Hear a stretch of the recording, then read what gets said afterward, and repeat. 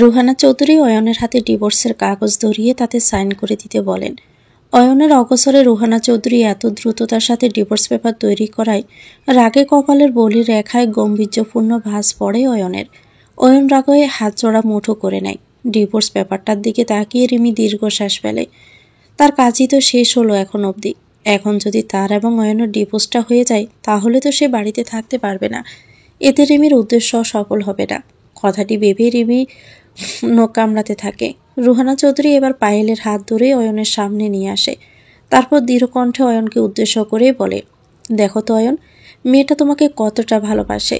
তোমাকে ছাড়া এখন সে কোনো শ্যুটও করবে না। তাই আমি দ্রুততার সাথে তোমার এবং রিমির ডিভোর্স পেপারটা রেডি করে ফেলেছি। এখন তোমরা পেপারে সাইন করে দাও। তারপর তো তোমার এবং পায়েলের বিয়ের ব্যবস্থাও করে ফেলতে হবে। তোমাদের একবার বিয়ে হয়ে গেলেই আমি নিশ্চিন্ত। অয়ন অগ্নিদৃষ্টি নিক্ষেপ করে পায়েলের দিকে তাকিয়ে আছে। মনে হচ্ছে এক্ষুনি খুন করে ফেলবে অয়ন। পায়েল তো বয়ার্ত মুখশ্রীতে নিচের দিকে তাকিয়ে আছে। চোখে মুখে তার একরাশ ভয়।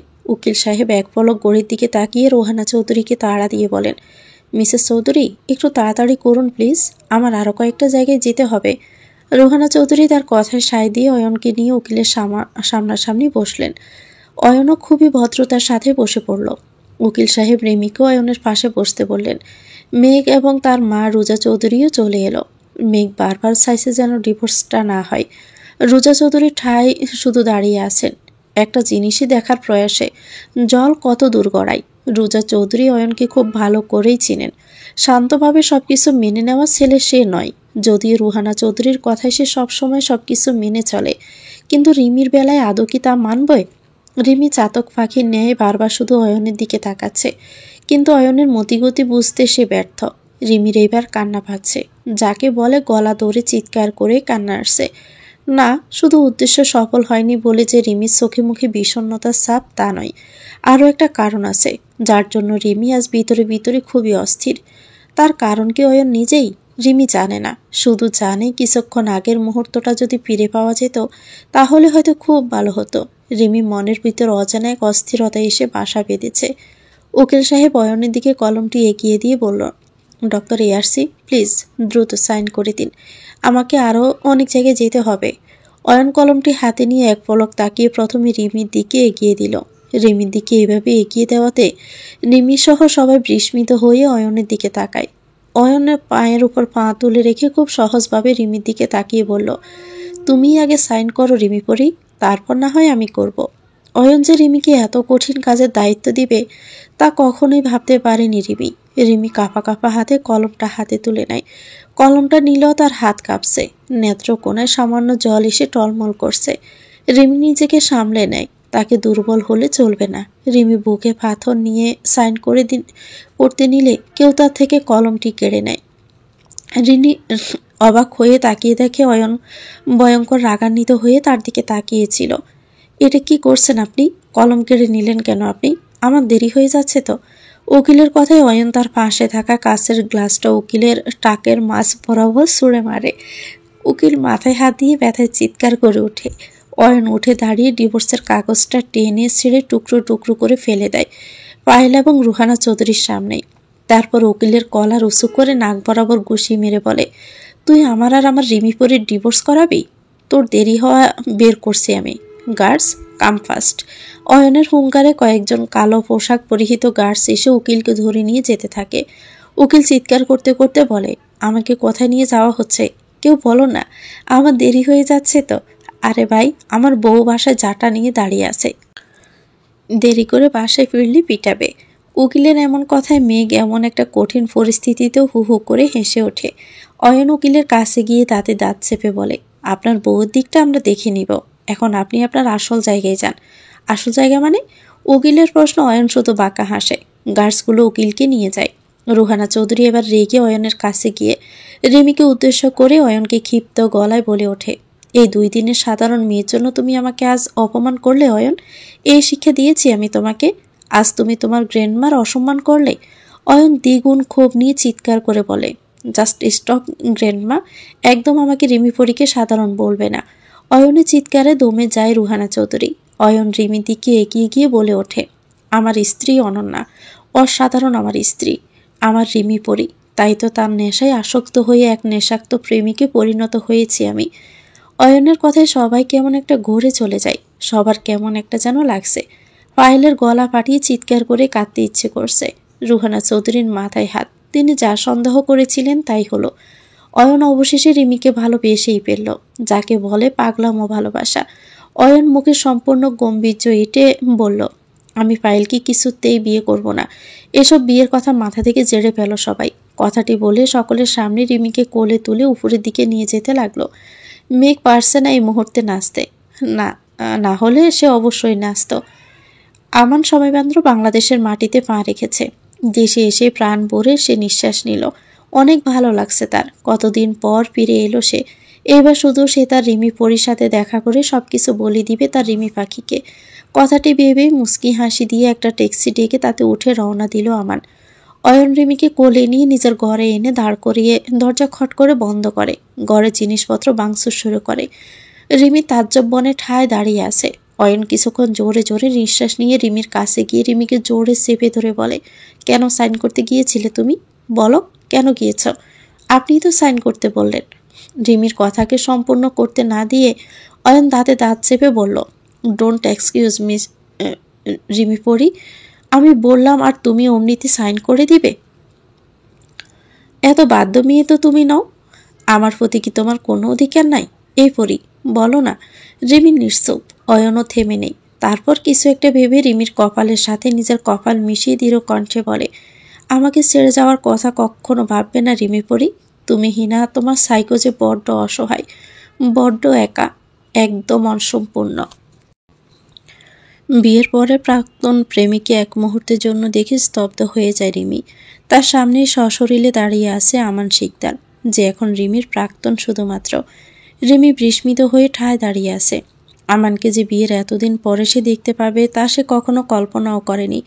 আজ অয়নের কয়েকটা গুরুত্বপূর্ণ অপারেশন ছিল, তাই অয়ন আজ একটু তাড়াতাড়ি হসপিটালে চলে গিয়েছিল। তাই আজ রিমিকে একাই হসপিটালে আসতে হয়েছে।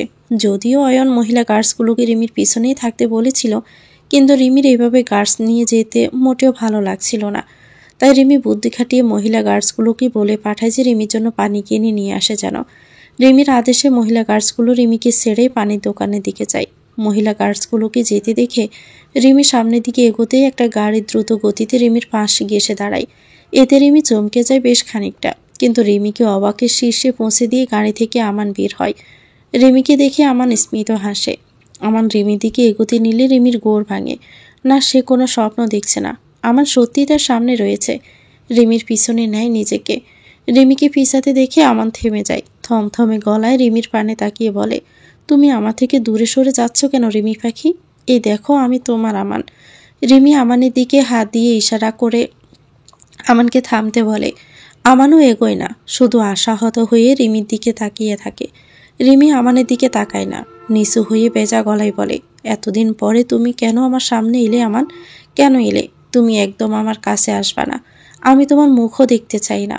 আমান এবার নিজেকে থামিয়ে রাখতে পারে না, বরং দ্রুত পায়ে এগিয়ে রিমির সামনে দাঁড়িয়ে রিমির হাত ধরে শক্ত গলায় বলে, রিমি পাখি, আমার কথাটুকু দয়া করে শুনো। রিমি এক জটকায় নিজের থেকে আমানের হাত ছাড়িয়ে নিল। নেত্রকোনায় পানি কেমন চকচক করছে রিমির। রিমি অস্ত্রগুলোকে হাতের উল্টো পিঠ দিয়ে দ্রুত সময় নিয়ন্ত্রণ করে ফেলে। তেজি গলায় বলে ওঠে, ছোবেন না আপনি আমাকে। আমি এখন অন্যের স্ত্রী। আপনি আমার কাছে পরপুরুষ মাত্র। আমাকে ছোঁয়ার কোনো অধিকার আপনার নেই। ভালোবাসার মানুষটির জন্য অসহায় হয়ে তাকিয়ে রইল আমান। তার ভালোবাসার মানুষটি এতটা পাথর কেন হলো? এতটা অবুঝ কেন?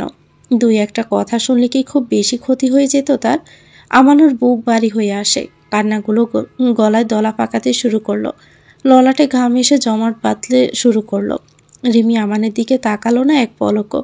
পিছনে ঘুরে হাঁটা শুরু করলো, কিন্তু আমানের একটি বাক্য শুনে সে থেমে যায়।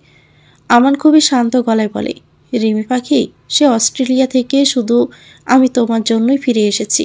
আমার একটা কথা শুনো তুমি। রিমি পিছনে গড়ল না, কান্না মিশ্রিত গলায় বলে উঠল, আপনি বড্ড দেরি করে ফেলেছেন আমান শিকদার। সময় খুবই গুরুত্বপূর্ণ জিনিস, জানেন তো মিস্টার আমান। আপনাকে আমি যখন আমার পাশের সব থেকে বেশি চেয়েছিলাম, তখন আপনি আমার পাশে থাকেননি, বরং মাঝপথে আমার হাতখানা ছেড়ে চলে গিয়েছিলেন। এখন সেই হাত আপনি চাইলেও ধরতে পারবেন না, কেননা সেই সময় যে পেরিয়ে গেছে। ভালোবাসার মানুষটির গভীর অভিমানে বলা প্রতিটি বাক্য আমানের বুকে ছুরির মতো আঘাত করে। আমান চাইলেও পারছে না চিৎকার করে কাঁদতে, শুধু চেয়ে থাকে রিমির দিকে। রিমি পিছনে তাকায় না, সামনের দিকে হাঁটতে থাকে। পিছনে ঘুরলে হয়তো দেখতে পারত একজোড়া লাল আখি জোড়া অশ্রু বিসর্জন দিচ্ছে তারই জন্য। রিমি হসপিটালে যায় না, গার্ডদের নিয়ে বাড়িতেই ফিরে আসে। বাড়িতে এসে রিমি নিজের কোনার রুমের ঘরটায় চলে আসে। ব্যাগটা রেখে মাথায় হাত দিয়ে শুয়ে পড়ে বিছানায়। চোখ দিয়ে অনবরত অশ্রু ঝরছে তার। আমানকে দেখে এক প্রকার অনুভূতি শূন্য হয়ে পড়েছিল সে তো ভেবেছিল আমানকে দেখতে পেলে আমানকে ঘিরে সমস্ত অভিযোগের জড়ি নিয়ে সে বসবে।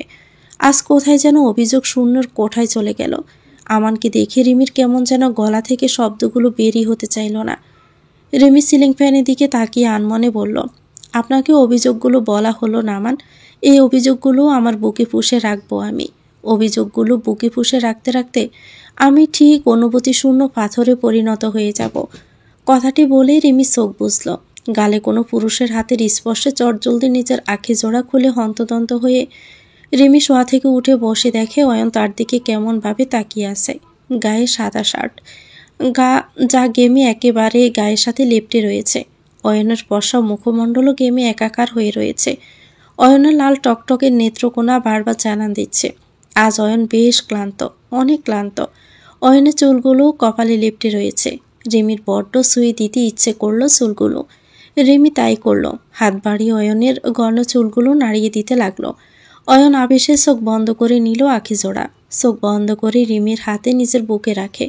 তারপর ক্লান্ত সুরেই বলে, রিমি পরি, অনুভব করতে পারছো তুমি? আমার বক্ষে আজ বড্ড ব্যথা, সে ব্যথা শুধু তোমাকেই ঘিরে। অয়নের কথা বুঝলো না রিমি। রিমিকে আরেক দফা অবাক করে দিয়ে হঠাৎ করে অয়ন রিমির হাত ধরে ওয়াশরুমের দিকে নিয়ে যেতে লাগলো। তারপর সাবান দিয়ে রিমির হাত বারবার ঘষতে শুরু করলো। রিমি বুঝতে পারছে না অয়ন হঠাৎ তার হাত কেন ধুচ্ছে। অয়ন এমনভাবে রিমির হাত সাবান দিয়ে ঘষছে যার ফলে রিমির হাত লাল হয়ে একাকার হয়ে গিয়েছে। একটু হলে যেন চামড়া ছিলে যাবে। রিমি ব্যথায় কাতরাতে কাতরাতে বলে, আমার ব্যথা করছে ডক্টর এয়ারসি, আমার সত্যি অনেক ব্যথা করছে। কথাটি বলতে বলতে চোখ জোড়া টলমলে হয়ে উঠল রিমির।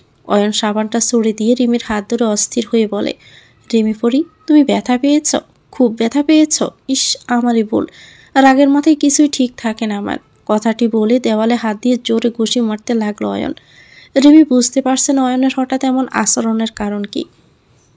অয়ন রিমিকে নিয়ে পুনরায় ঘরে ঢুকে সারা ঘর খুঁজে ওষুধের বক্স খুঁজে তা থেকে মলম নিয়ে রিমির হাতে সযত্নে লাগিয়ে দেয়। তারপর রিমির হাতে নিজের ঠোঁট জোড়া দিয়ে গভীর স্পর্শ দিতে থাকে। রিমি কেঁপে ওঠে। অয়ন রিমির হাতে হাত বুলিয়ে ব্যথাতুর কণ্ঠে বলে, আমি সত্যি সরি পরি, আসলে আমার মাথা গরম হয়ে গিয়েছিল।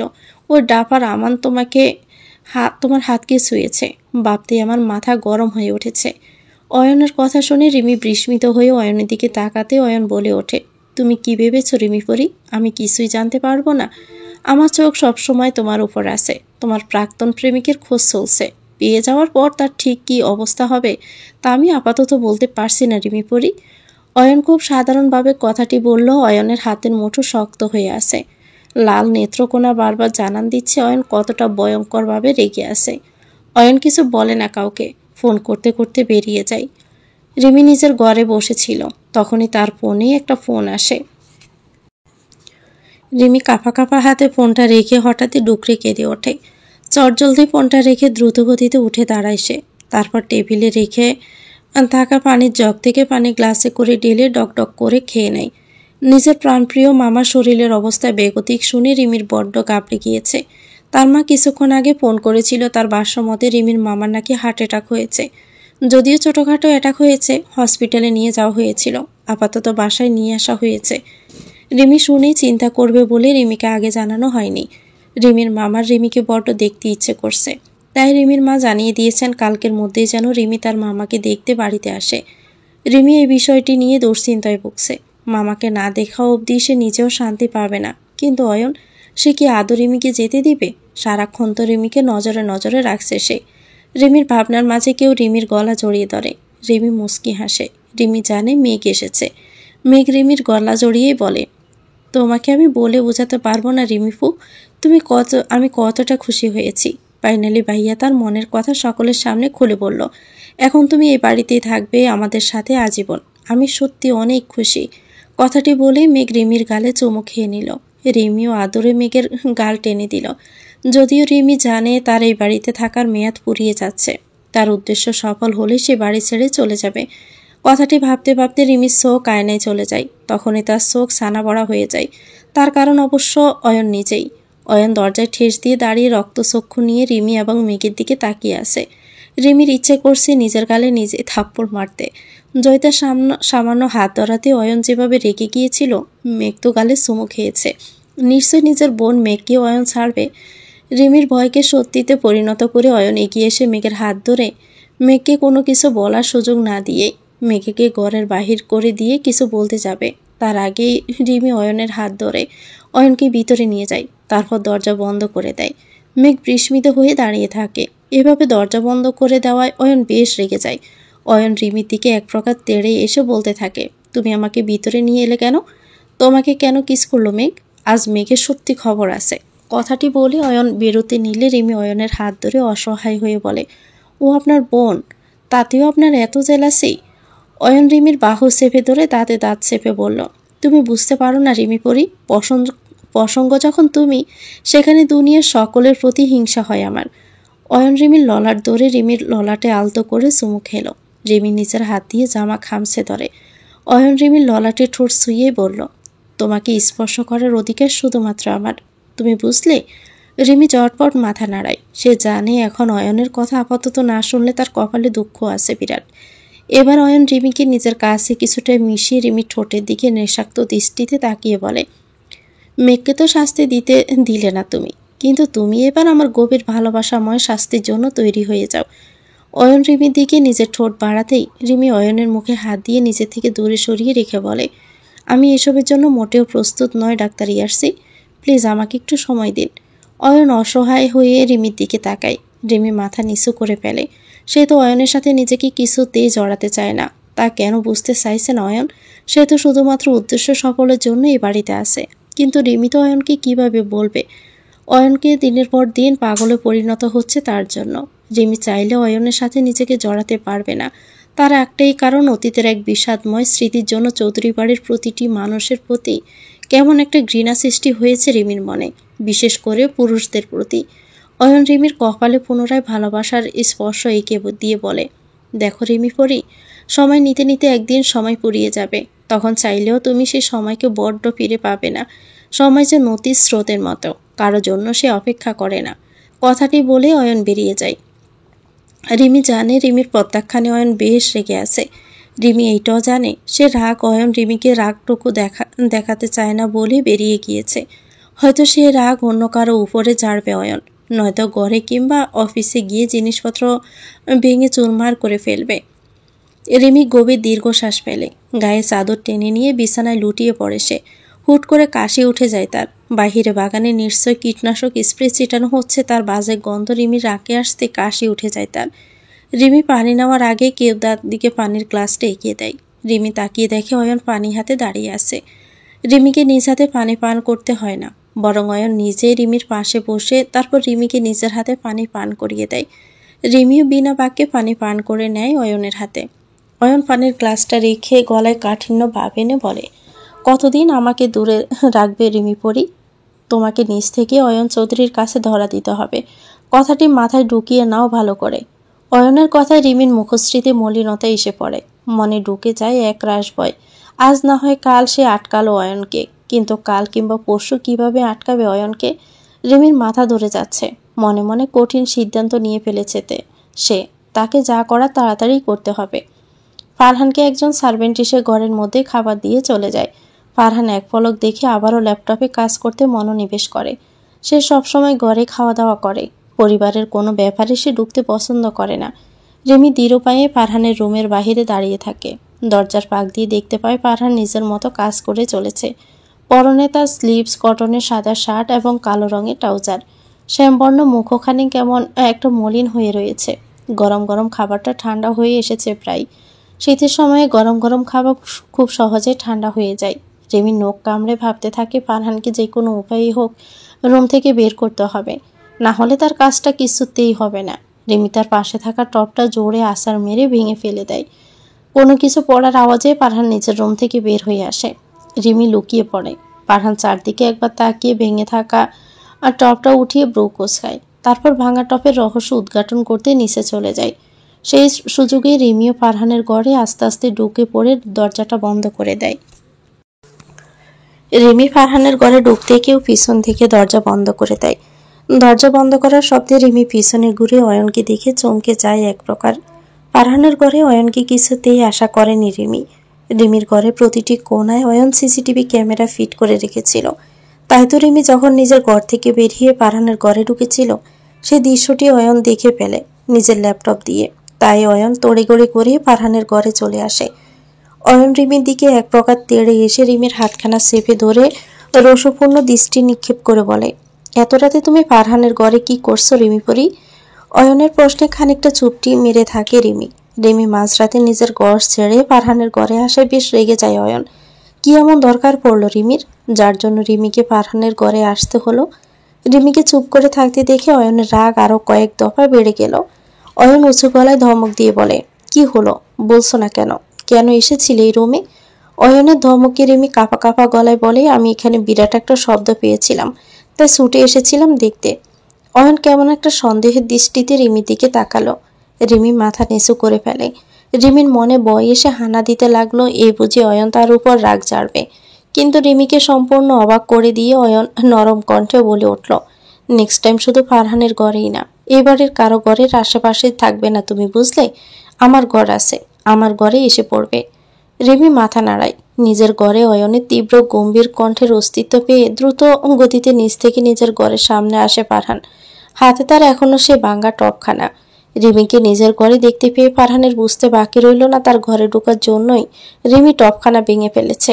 ফারহানের দৃষ্টি থেকে নিজেকে আড়াল রেখে রিমি অয়নের পিছনে লুকিয়ে পড়ল। অয়ন এক প্রকার ফারহানের দিকে তাকিয়ে রিমির হাত ধরে বাহিরের দিকে নিয়ে যায়। রিমি পিছনে না ঘুরল দিব্যি বুঝতে পারছে ফারহানের দৃষ্টি তার দিকে সীমাবদ্ধ। রিমি নিজের ঘরে বসে পড়ছিল। অয়ন তাকে গাদা গাদা পড়া দিয়েছে ক্লাসে, এখন তো সে কারো সাহায্যটুকুও নিতে পারবে না। রিমির মাথা ধরে আসছে, এত পড়া, তার মধ্যে আবারও হাজার চিন্তা এসে তার মাথায় ধরা দিচ্ছে। কিছুক্ষণ আগের ঘটনায় ফারহান নিশ্চিত তাকে পুরোপুরি চিনে ফেলেছে। তার মধ্যে কালকে কি করে রিমি তার মামার সাথে দেখা করবে তা নিয়েও বেশ চিন্তিত সে। অয়ন তো তাকে সামান্য অন্য কারো ঘরেই যেতে দিচ্ছে না, সেখানে কি অয়ন ঢাকা থেকে সে সুদূর সিলেটে রিমিকে যেতে দিবে? কিছুতেই মাথায় আসছে না রিমির। বারবার রুমে চারদিক উকিঝুঁকি মারছে। কালকে কি করে যাবে তা নিয়ে বেশ দুশ্চিন্ত সে। রিমির ফোনে টুংটাং মেসেজের শব্দ আসে। রিমি হাত বাড়িয়ে বইয়ের পাক দিয়ে ফোনটি হাতে নেয়। তারপর মেসেজ চেক করে দেখে খুবই পরিচিত নাম্বার থেকে হুমকির মতো একটা মেসেজ এসেছে, যা স্বয়ং অয়ন নিজেই দিয়েছে। মেসেজ স্পষ্ট উল্লেখ আছে, 3 মিনিটের মধ্যে সাথে চলে আসো, জাস্ট 3 মিনিটস, দেরি করলে তোমার ঘরে গিয়ে কোলে করে তুলে নিয়ে আসবো। মেসেজ নামক হুমকি বার্তা পেয়ে চটজলদি উঠে দাঁড়ায় রিমি। অয়নকে কোনো প্রকার বিশ্বাস নেই তার, যা মুখে বলে তা কাজেও করে দেখায়। রিমি গায়ে চাদর জড়িয়ে ছাদের উদ্দেশ্যে রওনা দিল। ছাদে আসতে সে দেখতে পেল সাদা স্লিপ কটনের শার্ট পরা এক সুদর্শন যুবক ডিভানে বসে রিমির জন্য অধীর আগ্রহে অপেক্ষা করছে বসে। রিমির পায়ের গতি বাড়ল। দ্রুত গিয়ে অয়নের সামনে গিয়ে দাঁড়ায়। রিমিকে দেখে অয়ন নিজের ঠোঁট জোড়া দিয়ে সুন্দর নির্মল এক হাসি উপহার দিল রিমিকে। রিমির বুকে গিয়ে যেন লাগলো হাসিটি, বুক ভারী হয়ে আসলো। ঘন ঘন পাপড়ি ফেলতে লাগলো পরক্ষণেই। অয়ন হাত বাড়িয়ে রিমিকে এক প্রকার টেনে নিজের কোলে বসিয়ে দেয়। রিমি হতভম্ব হয়ে নিষ্প্রাণ দৃষ্টিতে তাকিয়ে রইল অধিক সৌন্দর্যের অধিকারী অয়ন নামক যুবকের পানে। অয়ন রিমির হাত জোড়া নিজের হাতের মাঝে পুরে নেয়। তারপর বিশাল আকাশের দিকে তাকিয়ে থেকে আপন মনে বলতে থাকে, আজকের আকাশটা বেশ সুন্দর, তাই না রিমি পরি? রিমি ছোট্ট করে হ্যাঁ বলল শুধু। সময় বাড়তে থাকলো, সময়ের সাথে সাথে অয়নের ভিতরের অস্থিরতাও বাড়তে থাকলো, যা রিমি খুব ভালোভাবেই বুঝতে পারছে অয়নের অস্থির শুকিয়ে যাওয়া মুখখানা দেখে। অয়ন হুট করে রিমিকে নিজের বুকের মাঝে সীমাবদ্ধ করে ফেলল। একদম শক্ত করে চেপে রাখলো রিমিকে নিজের বুকের মাঝে, যেন হাত একটু আগলা হয়ে গেলেই রিমি ছুটে পালিয়ে যাবে। রিমি অয়নের বুকে মাথা রেখে দিব্যি বুঝতে পারছে অয়নের ভিতরে এক অজানা জ্বর বয়ে চলেছে প্রতিক্ষণ। অয়ন খুবই শীতল গলায় রিমির মুখশ্রীর পানে তাকিয়ে বলে, রিমি পরি, আমার যদি সাধ্য থাকতো তাহলে তোমাকে আমার বুকের পিঞ্জরায় বন্দি করে রেখে দিতাম আজীবন, যেন তুমি আমাকে রেখে কোথাও কখনো পালিয়ে যেতে না পারো। অয়নের এমন মোহনীয় কথায় রিমি শরীরে কম্পন সৃষ্টি করতে যথেষ্ট। রিমি অবুঝের ন্যায় প্রশ্ন করে ওঠে, হঠাৎ এই কথা কেন বললেন ডক্টর এয়ারসি? অয়নের হাতের বাঁধন শক্ত হলো, কণ্ঠ হলো ভারী। অয়ন রিমির গাল হাতে চুমুদ খেয়ে বলল, আমি জানি না রিমি পড়ি, কিন্তু এক অজানা জ্বর আমার বুকে এসে হানা দিচ্ছে। কিছুটা ভয়ও হচ্ছে। এই প্রথম ডক্টর অয়ন চৌধুরী ভয় পাচ্ছে, তার রিমি পরীকে হারিয়ে ফেলার ভয়। রিমি অয়নের কথার বিপরীতে কিচ্ছু বলল না, চুপটি করে অয়নের বুকে মাথা রেখে অয়নের সাথে মিশে রইল। একটা মানুষের ভালোবাসা কতটা প্রখর হলে সে তার প্রিয়তমাকে হারানোর ভয়ে সারাদিন আতঙ্কিত থাকে, এতটা পাগলামি করে। কিন্তু রিমিকে আদৌ বুঝবে অয়নের পাগলামির পিছনে লুকিয়ে থাকা সুপ্ত ভালোবাসাগুলো? শীতের সকালে অদ্ভুত ভালো লাগে রিমির। শীতের ভোরে গাছপালার মৃদু বাতাসটা কেমন নাড়িয়ে তোলে রিমিকে। হিমশীতল হাওয়া বইতে থাকে চারদিকে, গাছপালা থেকে শিশির টুপটুপ করে মুক্তোর ন্যায় ঝরতে থাকে। মাঘ মাস এখন, অন্যান্য দিনের আজকে শীতটা একটু বেশি পড়েছে। ধীরে ধীরে কুয়াশার আস্তরণ ভেদ করে সূর্যের আলো দিকে চারদিকে পড়তে শুরু করে। রিমি সে আলোর মধ্যেই দেখতে পায় বাগানে অয়ন এতটা শীতের মাঝে দিব্যি জগিং করে যাচ্ছে। কিছুক্ষণ থেমে একটু জুস পান করে আবারও বিশাল বাগানে ছুটতে থাকে। কপাল বেয়ে ঘাম তার গাল বেয়ে গলায় এসে পড়ছে। রিমি এক পলক অয়নের দিকে তাকিয়ে নিজের ঘরের উদ্দেশ্যে পা বাড়াতে নিলেই রিমির চোখ যায় ফারহানের দিকে। ছাদরে এক কোণে বসেছিল। রিমিকে দেখে উঠে দাঁড়ায় সে, তারপর দূর থেকে হাত বাস করে রিমিকে উদ্দেশ্য করে বলে, আমার জন্য অয়ন চৌধুরীকে গুটি বানিয়ে এই চৌধুরী বাড়িতে ঢুকেই গেলে। গ্রেট জান্নাত, বেশ বুদ্ধিমান হয়েছ তুমি। রিমির রোষপূর্ণ দৃষ্টিতে ফারহানের দিকে তাকিয়ে রোষাক্ত গলায় বলে, নিজেকে এতটা গুরুত্বপূর্ণ ভাববেন না মিস্টার ফারহান চৌধুরী। আমি আপনাকে এতটা ঘৃণা করে যা আমি এই পৃথিবীর কাউকেই করি না। ফারহান স্পষ্ট দেখতে পারছে রিমির চোখে আজ কতটা ঘৃণা তাকে ঘিরে। ফারহান শুধু তাচ্ছিলের হাসে বিনিময়ে। রিমি হসপিটালের উদ্দেশ্যে বেরিয়ে সিলেটের জন্য রওনা হয়েছে। অনেক কষ্টে সে মহিলা গার্ডসগুলোর চোখে পাখি দিয়ে বাড়ি থেকে বেরিয়ে এসেছে। যদিও রিমি এতক্ষণে জানে অয়ন সবটাই জেনে গিয়েছে, অনেক রাগও করবে রিমির উপর, কিন্তু এছাড়া রিমির আর কোনো উপায় নেই। তার অসুস্থ মামাকে তো দেখতে যেতেই হবে। অসুস্থ মামাকে দেখতে এসে নিজের প্রাক্তন প্রেমিকের মুখোমুখি এসে দাঁড়াবে তা কখনোই কল্পনা করেনি রিমি। সকালে রওনা দিলেও সিলেটে এসে রিমি পৌঁছেছে রাতে। অসুস্থ মামাকে দেখতে মামার বাড়িতে গিয়ে ড্রয়িং রুমে আমানকে সহ বসে থাকতে দেখে রিমি বেশ অবাক হয়ে যায়, যেন সে আমানকে এই মুহূর্তে একদমই আশা করেনি। রিমির উপস্থিতি টের পেয়ে ঘাড় কাত করে রিমির দিকে এক পলক তাকিয়ে আলতো হাসে। রিমি এখনো দরজায় দাঁড়িয়ে আছে। বাহির থেকে নিজের মামাকে হাসতে হাসতে বেরোতে দেখে আরেক দফা ভরকে যায় রিমি। রিমির মামা আমানের পাশে বসে গল্প করতে বসে যায়। নিজের মামাকে সুস্থ অবস্থায় দেখে রিমির মাথা ঘোরানোর উপক্রম হয়েছে। সে তো শুনেছিল তার মামা গুরুতর অসুস্থ, যাকে কালকে হসপিটাল থেকে বাসায় আনানো হয়েছে। তাহলে এক রাতের মধ্যে এতটা সুস্থ কি করে হলো রিমির মামা? তিনি তো দিব্যি সবকিছু করতেই পারছেন।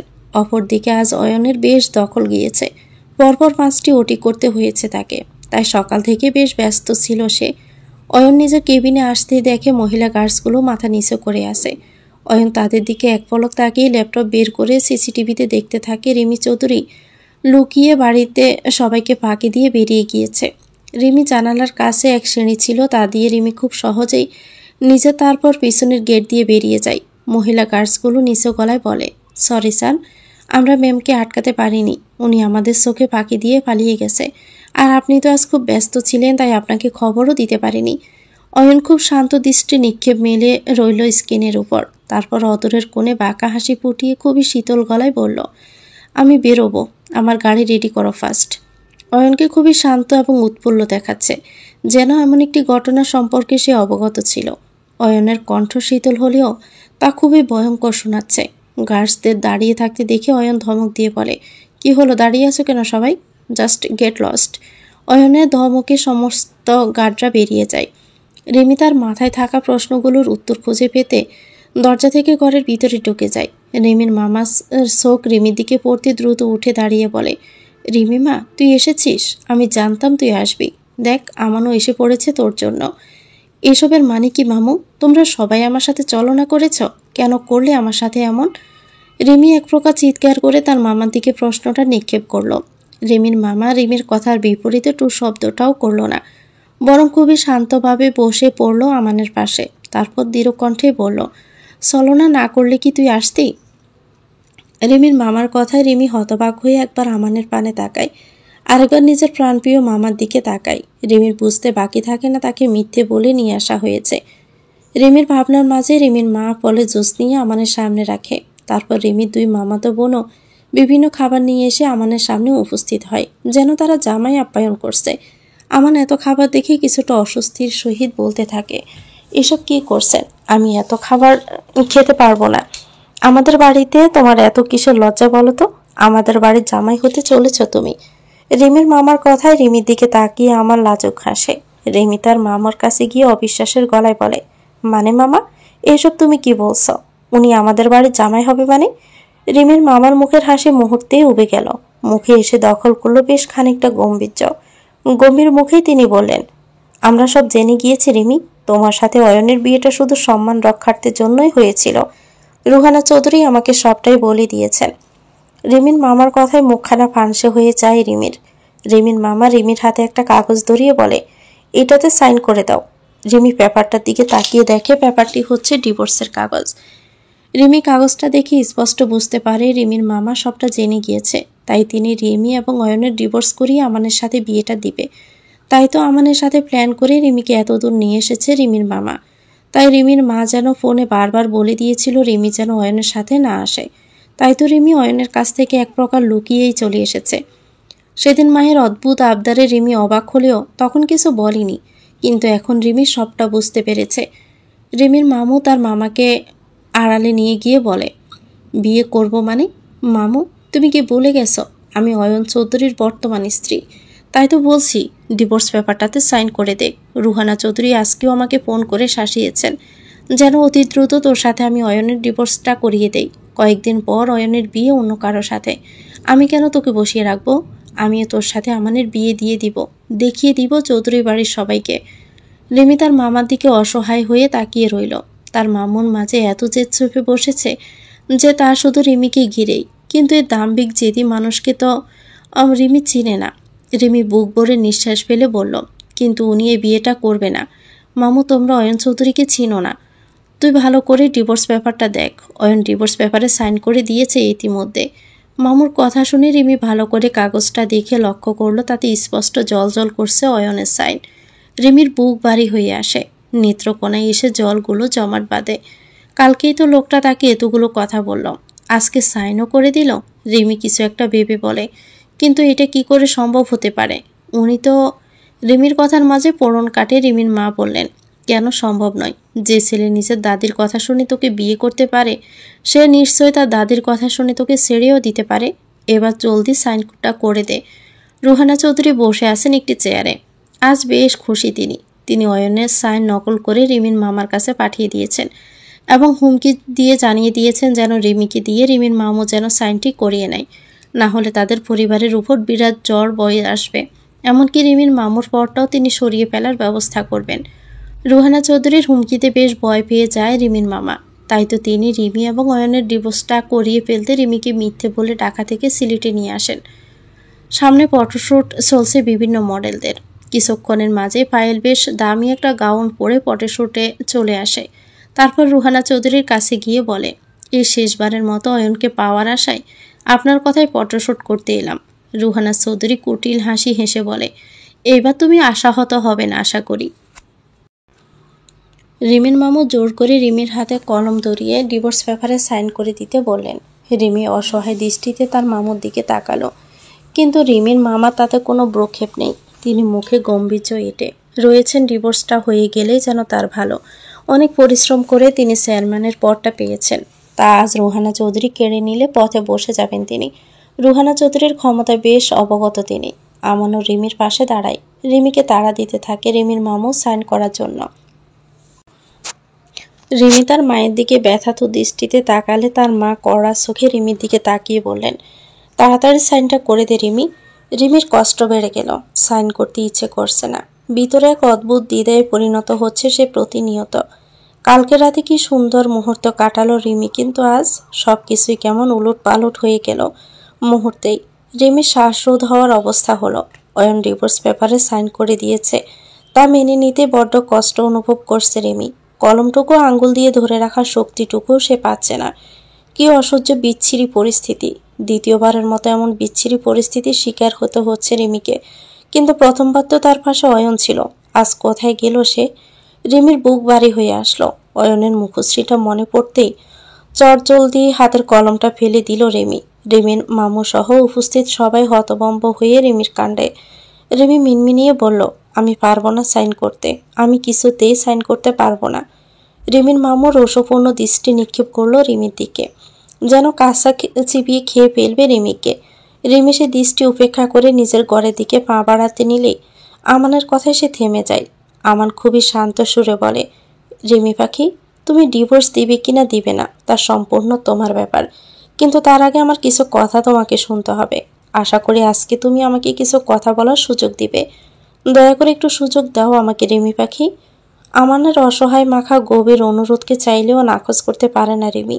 মাথা নাড়িয়ে নিজের ঘরের দিকে রওনা হয় রিমি। ফাইল ক্যামেরার সামনে দাঁড়িয়ে ফটোশুট করছে এবং রুহানা চৌধুরী এবং তার ছোট ছেলে সবকিছু তদারকি করছে।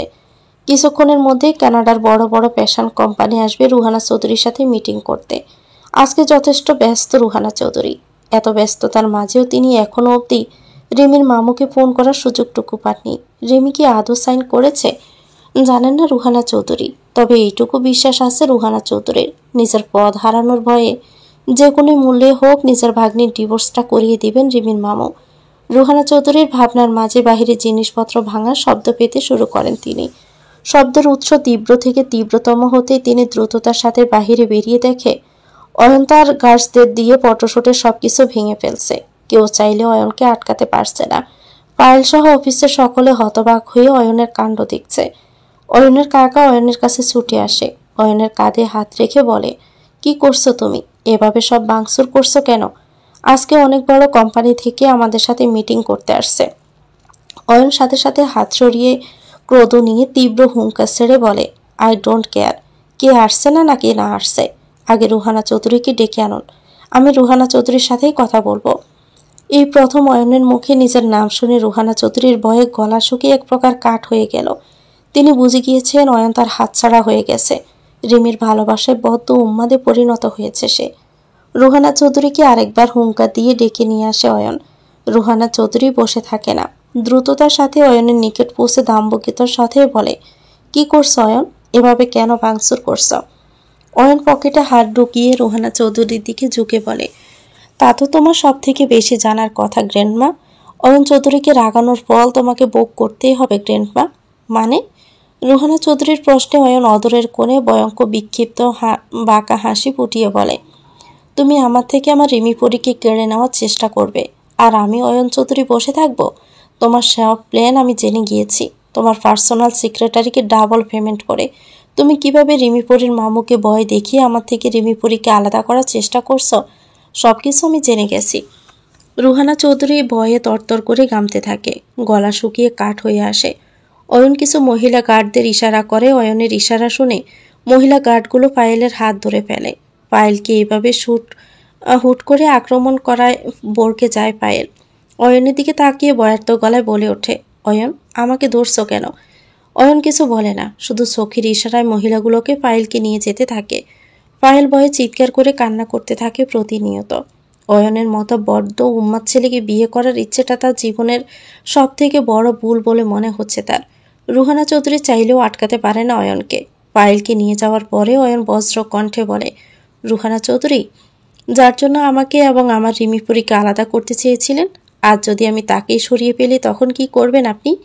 রুহানা চৌধুরী হাঁপাতে হাঁপাতে প্রশ্ন করে, অয়ন, কি বলছো তুমি? তোমার মাথা কি আদৌ ঠিক আছে? অয়ন রুহানা চৌধুরীর প্রশ্নের বিপরীতে কিছু বলে না, শুধু গট গট করে রাগে পুষতে পুষতে বেরিয়ে যাওয়ার আগে রাগে একটা কাছের জিনিস পিছনের দিকে ছুঁড়ে মারে, যা গিয়ে রুহানা চৌধুরীর কপালে গিয়ে লাগে। রুহানা চৌধুরী কপালে হাত দিয়ে চোখে তার কপাল থেকে রক্ত বেরোচ্ছে। রুহানা চৌধুরী ধপ করে বসে পড়ে। অফিসের সবাই গিয়ে তাকে ধরে ফেলে। অয়ন রাগে বেরোতেই খেয়াল করে দেখে ইতিমধ্যে প্রেস মিডিয়া সব জড়ো হতে শুরু করেছে বাহিরের দিকে। হয়তো অয়নের ভাঙচুরের খবর পেয়ে তারা ছুটে আসে। এসব খবর বাতাসের মতো ছড়ায়। প্রেস মিডিয়াকে দেখে অয়ন তার গার্ডদের উদ্দেশ্য করে পায়েলকে অন্য রাস্তা দিয়ে নিয়ে যেতে বলল। প্রেস মিডিয়াকে অয়নকে দেখে ছুটে আসলে অয়ন তার গার্ডদের দিয়ে প্রেস মিডিয়াকে সরিয়ে গাড়িতে গিয়ে বসে পড়ে। অয়নের থেকে কোনোরূপ প্রতিক্রিয়া না পেয়ে সাংবাদিকগণ ক্যামেরার সামনে বলতে থাকে, এইমাত্র পাওয়া খবর, চৌধুরী ফ্যাশন ডিজাইনার ওনার রুহানা চৌধুরীর ছোট নাতি অয়ন চৌধুরী নিজ অফিসে চৌধুরী ফ্যাশনে ভাঙচুর করে গিয়েছে। কিন্তু কেন? হাওয়ার মতো খবরগুলো প্রেস মিডিয়া মুহূর্তে সকলের কাছে পৌঁছে দিল। অয়ন গাড়ি থেকে বেরিয়ে এয়ারপোর্টের উদ্দেশ্যে গেল। সেখানে কিছু লোক দাঁড়িয়েছিল। অয়নকে দেখে তারা অয়নকে তার প্রাইভেট প্লেনটা দেখিয়ে দেয়। অয়ন তড়িঘড়ি করে তার প্রাইভেট প্লেনে উঠে যায়। তাকে এখন খুব তাড়াতাড়ি সিলেটে পৌঁছাতে হবে। অনেক হিসাব বাকি আছে তার। রিমি এবং আমান আপাতত রিমির ঘরে বসে আছে। আমান কিছুক্ষণ ধরে বেশ অস্থির হয়ে রিমির দিকে আড়চোখে তাকাচ্ছে, কিন্তু রিমি বেশ স্বাভাবিক হয়ে বসে আছে। নীরবতা ভেঙে সর্বপ্রথম রিমি নিজ থেকেই বলে ওঠে, চুপ করে বসে আছেন কেন আমান? যা বলার বলুন, আজ আমি সব শুনব। রিমির কথায় আমান কিছুটা ভরসা পেল। মুখে জড়তার রেশ নিমিষেই কেটে গেল। আমান উঠে দাঁড়িয়ে বলতে থাকে, রিমি পাখি, সেদিন বিয়ের আসর থেকে আমি ওভাবে যেতে চাইনি, এক প্রকার বাধ্য হয়ে যেতে হয়েছে। তুমি তো জানো আমি মধ্যবিত্ত ফ্যামিলি থেকে বিলং করি। বাবা মা এবং ছোট 2 ভাই বোনের পড়াশোনার খরচ আমাকেই বহন করতে হয়। আমি খুব কষ্টে ডাক্তারি পড়ে একটা সরকারি অফিসে চাকরি করি। তবুও নতুন নতুন চাকরি বেশ হিমশিম খাচ্ছিলাম আমি। তার মধ্যে অস্ট্রেলিয়ার একটা বড় হসপিটালে আমি জবের অ্যাপ্লাই করি এবং সেই জবটা কনফার্ম হয় আমাদের বিয়ের দিন। আমি যদি সেদিন অস্ট্রেলিয়া না যেতাম তাহলে জবটা আমি পেতাম না, হাতছাড়া হয়ে যেত আমার। রিমিন আমানের দিকে তাকাতে আমার মাথা নিচু করে বলে, মধ্যবিত্ত ঘরের ছেলে আমি। চাকরি আমার কাছে অনেক কিছু। অনেক সময় চাকরির কাছে আমাদের ভালোবাসা হেরে যায়। এটাই হচ্ছে কঠিন বাস্তবতা। তাহলে কেন ফিরে এলেন? আপনার কাছে তো চাকরিই সব কিছু। রিমির প্রশ্নে আমার সামান্য হাসল। হেসে বলে, আমার কাছে যেমন চাকরিটা জরুরি ছিল তেমনি তুমি আমার জীবনে অনেক গুরুত্বপূর্ণ রিমি পাখি। যখন শুনলাম তোমার বিয়ে হয়ে গেছে আমার ভিতরটা ছারখার হয়ে যাচ্ছিল। তোমাকে হারানোর শূন্যতায় আমি প্রায় শেষ হয়ে যাচ্ছিলাম। তাই তোমাকে পাওয়ার আশায় কয়েকদিনের ছুটি নিয়ে বাংলাদেশে এসেছি। আমাকে আশাহত করো না রিমি পাখি, আমি সত্যি তোমায় ভালোবাসি। আমানের মুখে ভালোবাসি শব্দটা কেন যেন আজ রিমিকে গলাতে পারল না। রিমি তেমন একটা আলাদা অনুভূতিও এলো না মনে। রিমি কথাটুকু বলার সুযোগ পেল না। তার আগেই ভয়ঙ্কর এক শব্দে কেঁপে উঠল তার হৃদয়টা। কানে হাত দিয়ে নিচে বসে পড়ল রিমি। আমানও কানে চেপে ধরল শব্দটি পেয়ে। এতটাই ভয়ঙ্কর হিম করা শব্দটি। আমান একটু ভালো করে অনুভব করে বুঝল কেউ বেহালা বাজাচ্ছে। এতটা ভয়ঙ্কর সুর কেউ তুলতে পারে তা ভাবতে গায়ে কাটা দিয়ে উঠছে আমানের। শব্দের যতটা প্রখর হচ্ছে ততই রিমির তত কষ্ট হচ্ছে। আমান রিমির কাছে ঝুঁকে রিমির হাত ধরে কম্পিত কণ্ঠে বলে ওঠে, রিমি পাখি তুমি ঠিক আছো তো? রিমির গলা দিয়ে শব্দই বের হচ্ছে না কেন যেন। রিমির শরীরটা অসাড় হয়ে যাচ্ছে। শরীরের গতি সে নিয়ন্ত্রণ করতে পারছে না। আমান উঠে দাঁড়িয়ে পানি নিয়ে এসে রিমির মাথাটা নিজের কাঁধে রাখে। তারপর রিমির চোখ মুখে পানি ছিটাতে শুরু করে। রিমি বহু কষ্টে বলে ওঠে, আমি শব্দটা সহ্য করতে পারছি না আমান, প্লিজ বন্ধ করান শব্দটা। আমান মাথা নাড়িয়ে রিমিকে চেয়ারে বসিয়ে জানালা দিয়ে শব্দের উৎস দেখতে গেল। শব্দের উৎস পেতে এক প্রকার ভড়কে গেল আমান। রিমিদের বাড়ির চারপাশে কালো পোশাক পরিহিত গার্ডসরা দাঁড়িয়ে আছে বন্দুক হাতে। অয়ন গাড়িতে হেলান দিয়ে দাঁড়িয়ে কালো হুডি পরে হাতে কালো রঙের একটা বেহালা নিয়ে অদ্ভুত এক ভয়ঙ্কর সুর তুলেছে।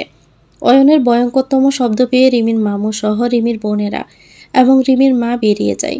রিমির মামু এত গার্ডস আর অয়নকে এই মুহূর্তে আশা করেনি। রিমির মামাতো বোনেরা কানে হাত দিয়ে এক প্রকার মনের বেদনায় ভুগছে। রিমির মামু হতবাক হয়ে অয়নের দিকে তাকিয়ে অনুনয়ের স্বরে বলে, বন্ধ করো এইসব, দয়া করে বন্ধ করো এসব শব্দ। অয়ন থেমে যায়। শান্ত দৃষ্টি মিলে তাকিয়ে থাকে রিমির মামুর দিকে। রিমির মামুর সে শান্ত দৃষ্টি দেখে গাবড়ে যায়। শব্দের তীব্রতা কমতে রিমি নিজের মধ্যে কিছুটা শক্তি পায়। উঠে দাঁড়িয়ে পড়ে দ্রুতভাবে। ছোটবেলা থেকে ভয়ঙ্কর শব্দ শুনতে পারে না রিমি। ভয় পায় সে। এক ধরনের পুবি আছে তার ভয়ঙ্কর শব্দে। রিমি উঠে দাঁড়িয়ে আমানের পাশে দাঁড়িয়ে দেখে অয়ন এবং তার গার্ডসগুলো তাদের বাড়ির সামনে দাঁড়িয়ে আছে। অয়নকে দেখে আনমনে হেসে ওঠে রিমি, যাকে বলে প্রাপ্তির হাসি। তার বিশ্বাস তবে ঠিকই হলো। অয়ন ডিভোর্স পেপারে সাইন করেনি বলেই তাকে নিতে ছুটে এসেছে এত দূরে। রিমি ডক্টর এয়ারসি বলে চিৎকার করতে নিলে তাতে বাধা দেয় আমান। হাতের ইশারায় রিমিকে সামনের দিকে তাকাতে বলে। সামনের দিকে তাকাতে রিমি আটকে ওঠে, কেননা অয়ন রিমির মামুর কপাল বরাবর বন্দুক তাক করে আছে।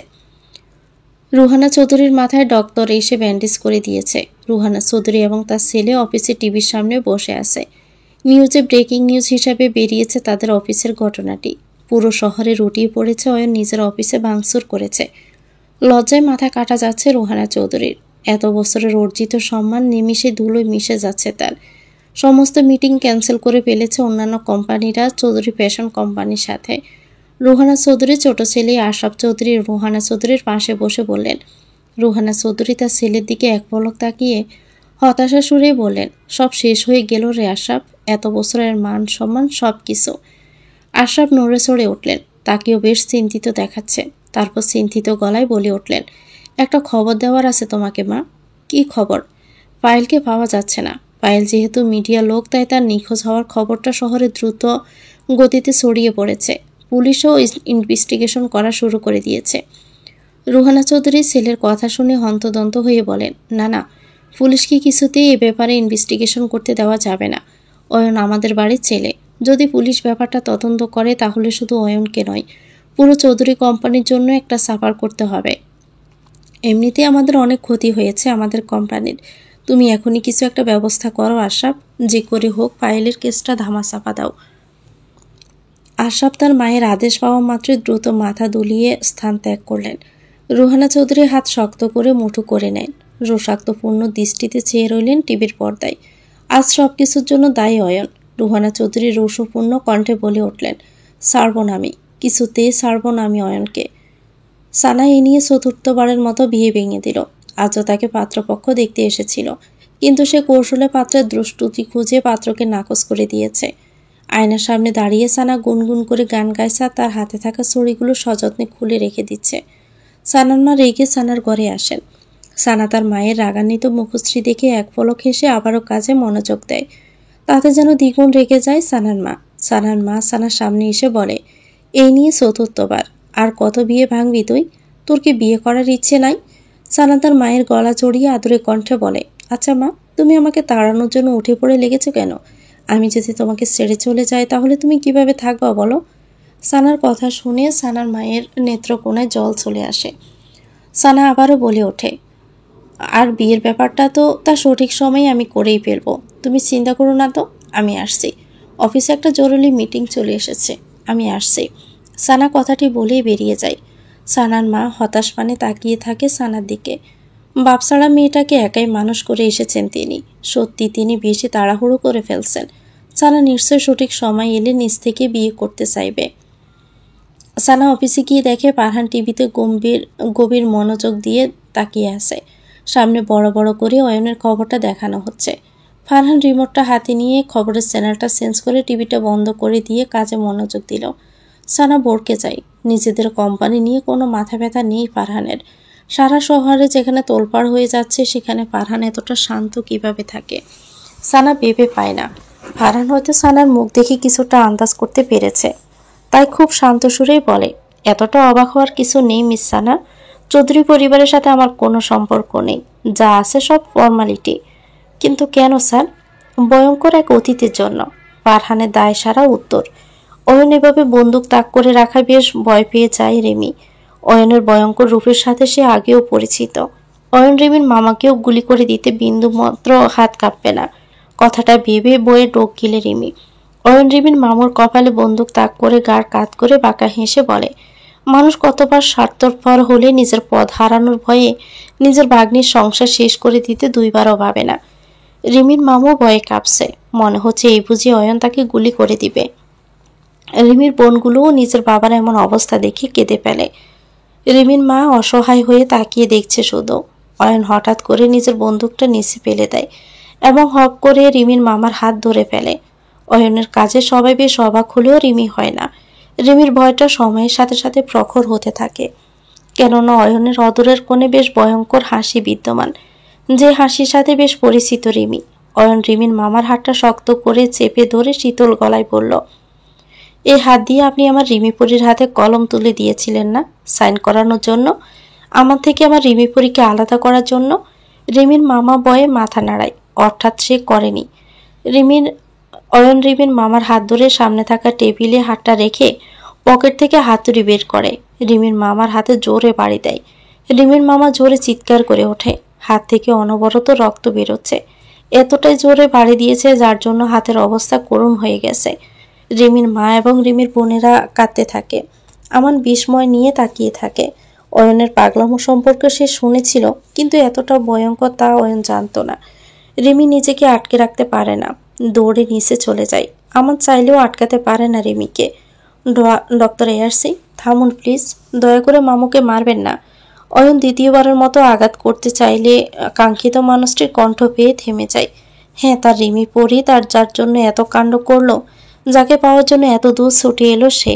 অয়ন হাতুড়িটা রেখে সামনের দিকে তাকায়। রিমি সশরীরে দাঁড়িয়ে আছে সামনে, নেত্রকোণ অজস্র জল এসে হানা দিচ্ছে রিমির। অয়ন দ্রুত পায়ে এগিয়ে আসে রিমির দিকে। অয়নকে এভাবে এগিয়ে আসতে দেখে রিমি দ্রুত তার আঁকিজোড়া বন্ধ করে ফেলে দ্রুত। এ বুঝে অয়ন তাকেও শাস্তি দিবে, কিন্তু রিমিকে সম্পূর্ণরূপে অবাক করে দিয়ে অয়ন রিমিকে শক্ত করে জড়িয়ে ধরে।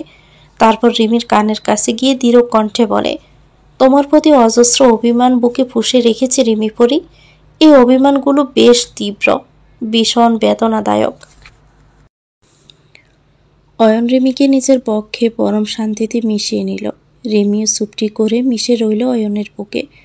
অয়ন হঠাৎই রিমিকে নিজে থেকে ছাড়িয়ে নেয়। রিমি অবাক হলো এতে। অয়ন তাতে কোনো প্রকার ভ্রুক্ষেপ না করে অভিমানের সাথে কিছুক্ষণ তাকিয়ে রইল তার প্রিয়তমার দিকে। কিন্তু আদৌ কি তার প্রিয়তমা তার অভিমানের ভাষা বুঝতে পারছে? জানে না অয়ন। রিমি শুধু নিষ্পাণ দৃষ্টিতে অয়নের পানে তাকিয়ে আছে। মানুষটাও তবে অভিমান হয়।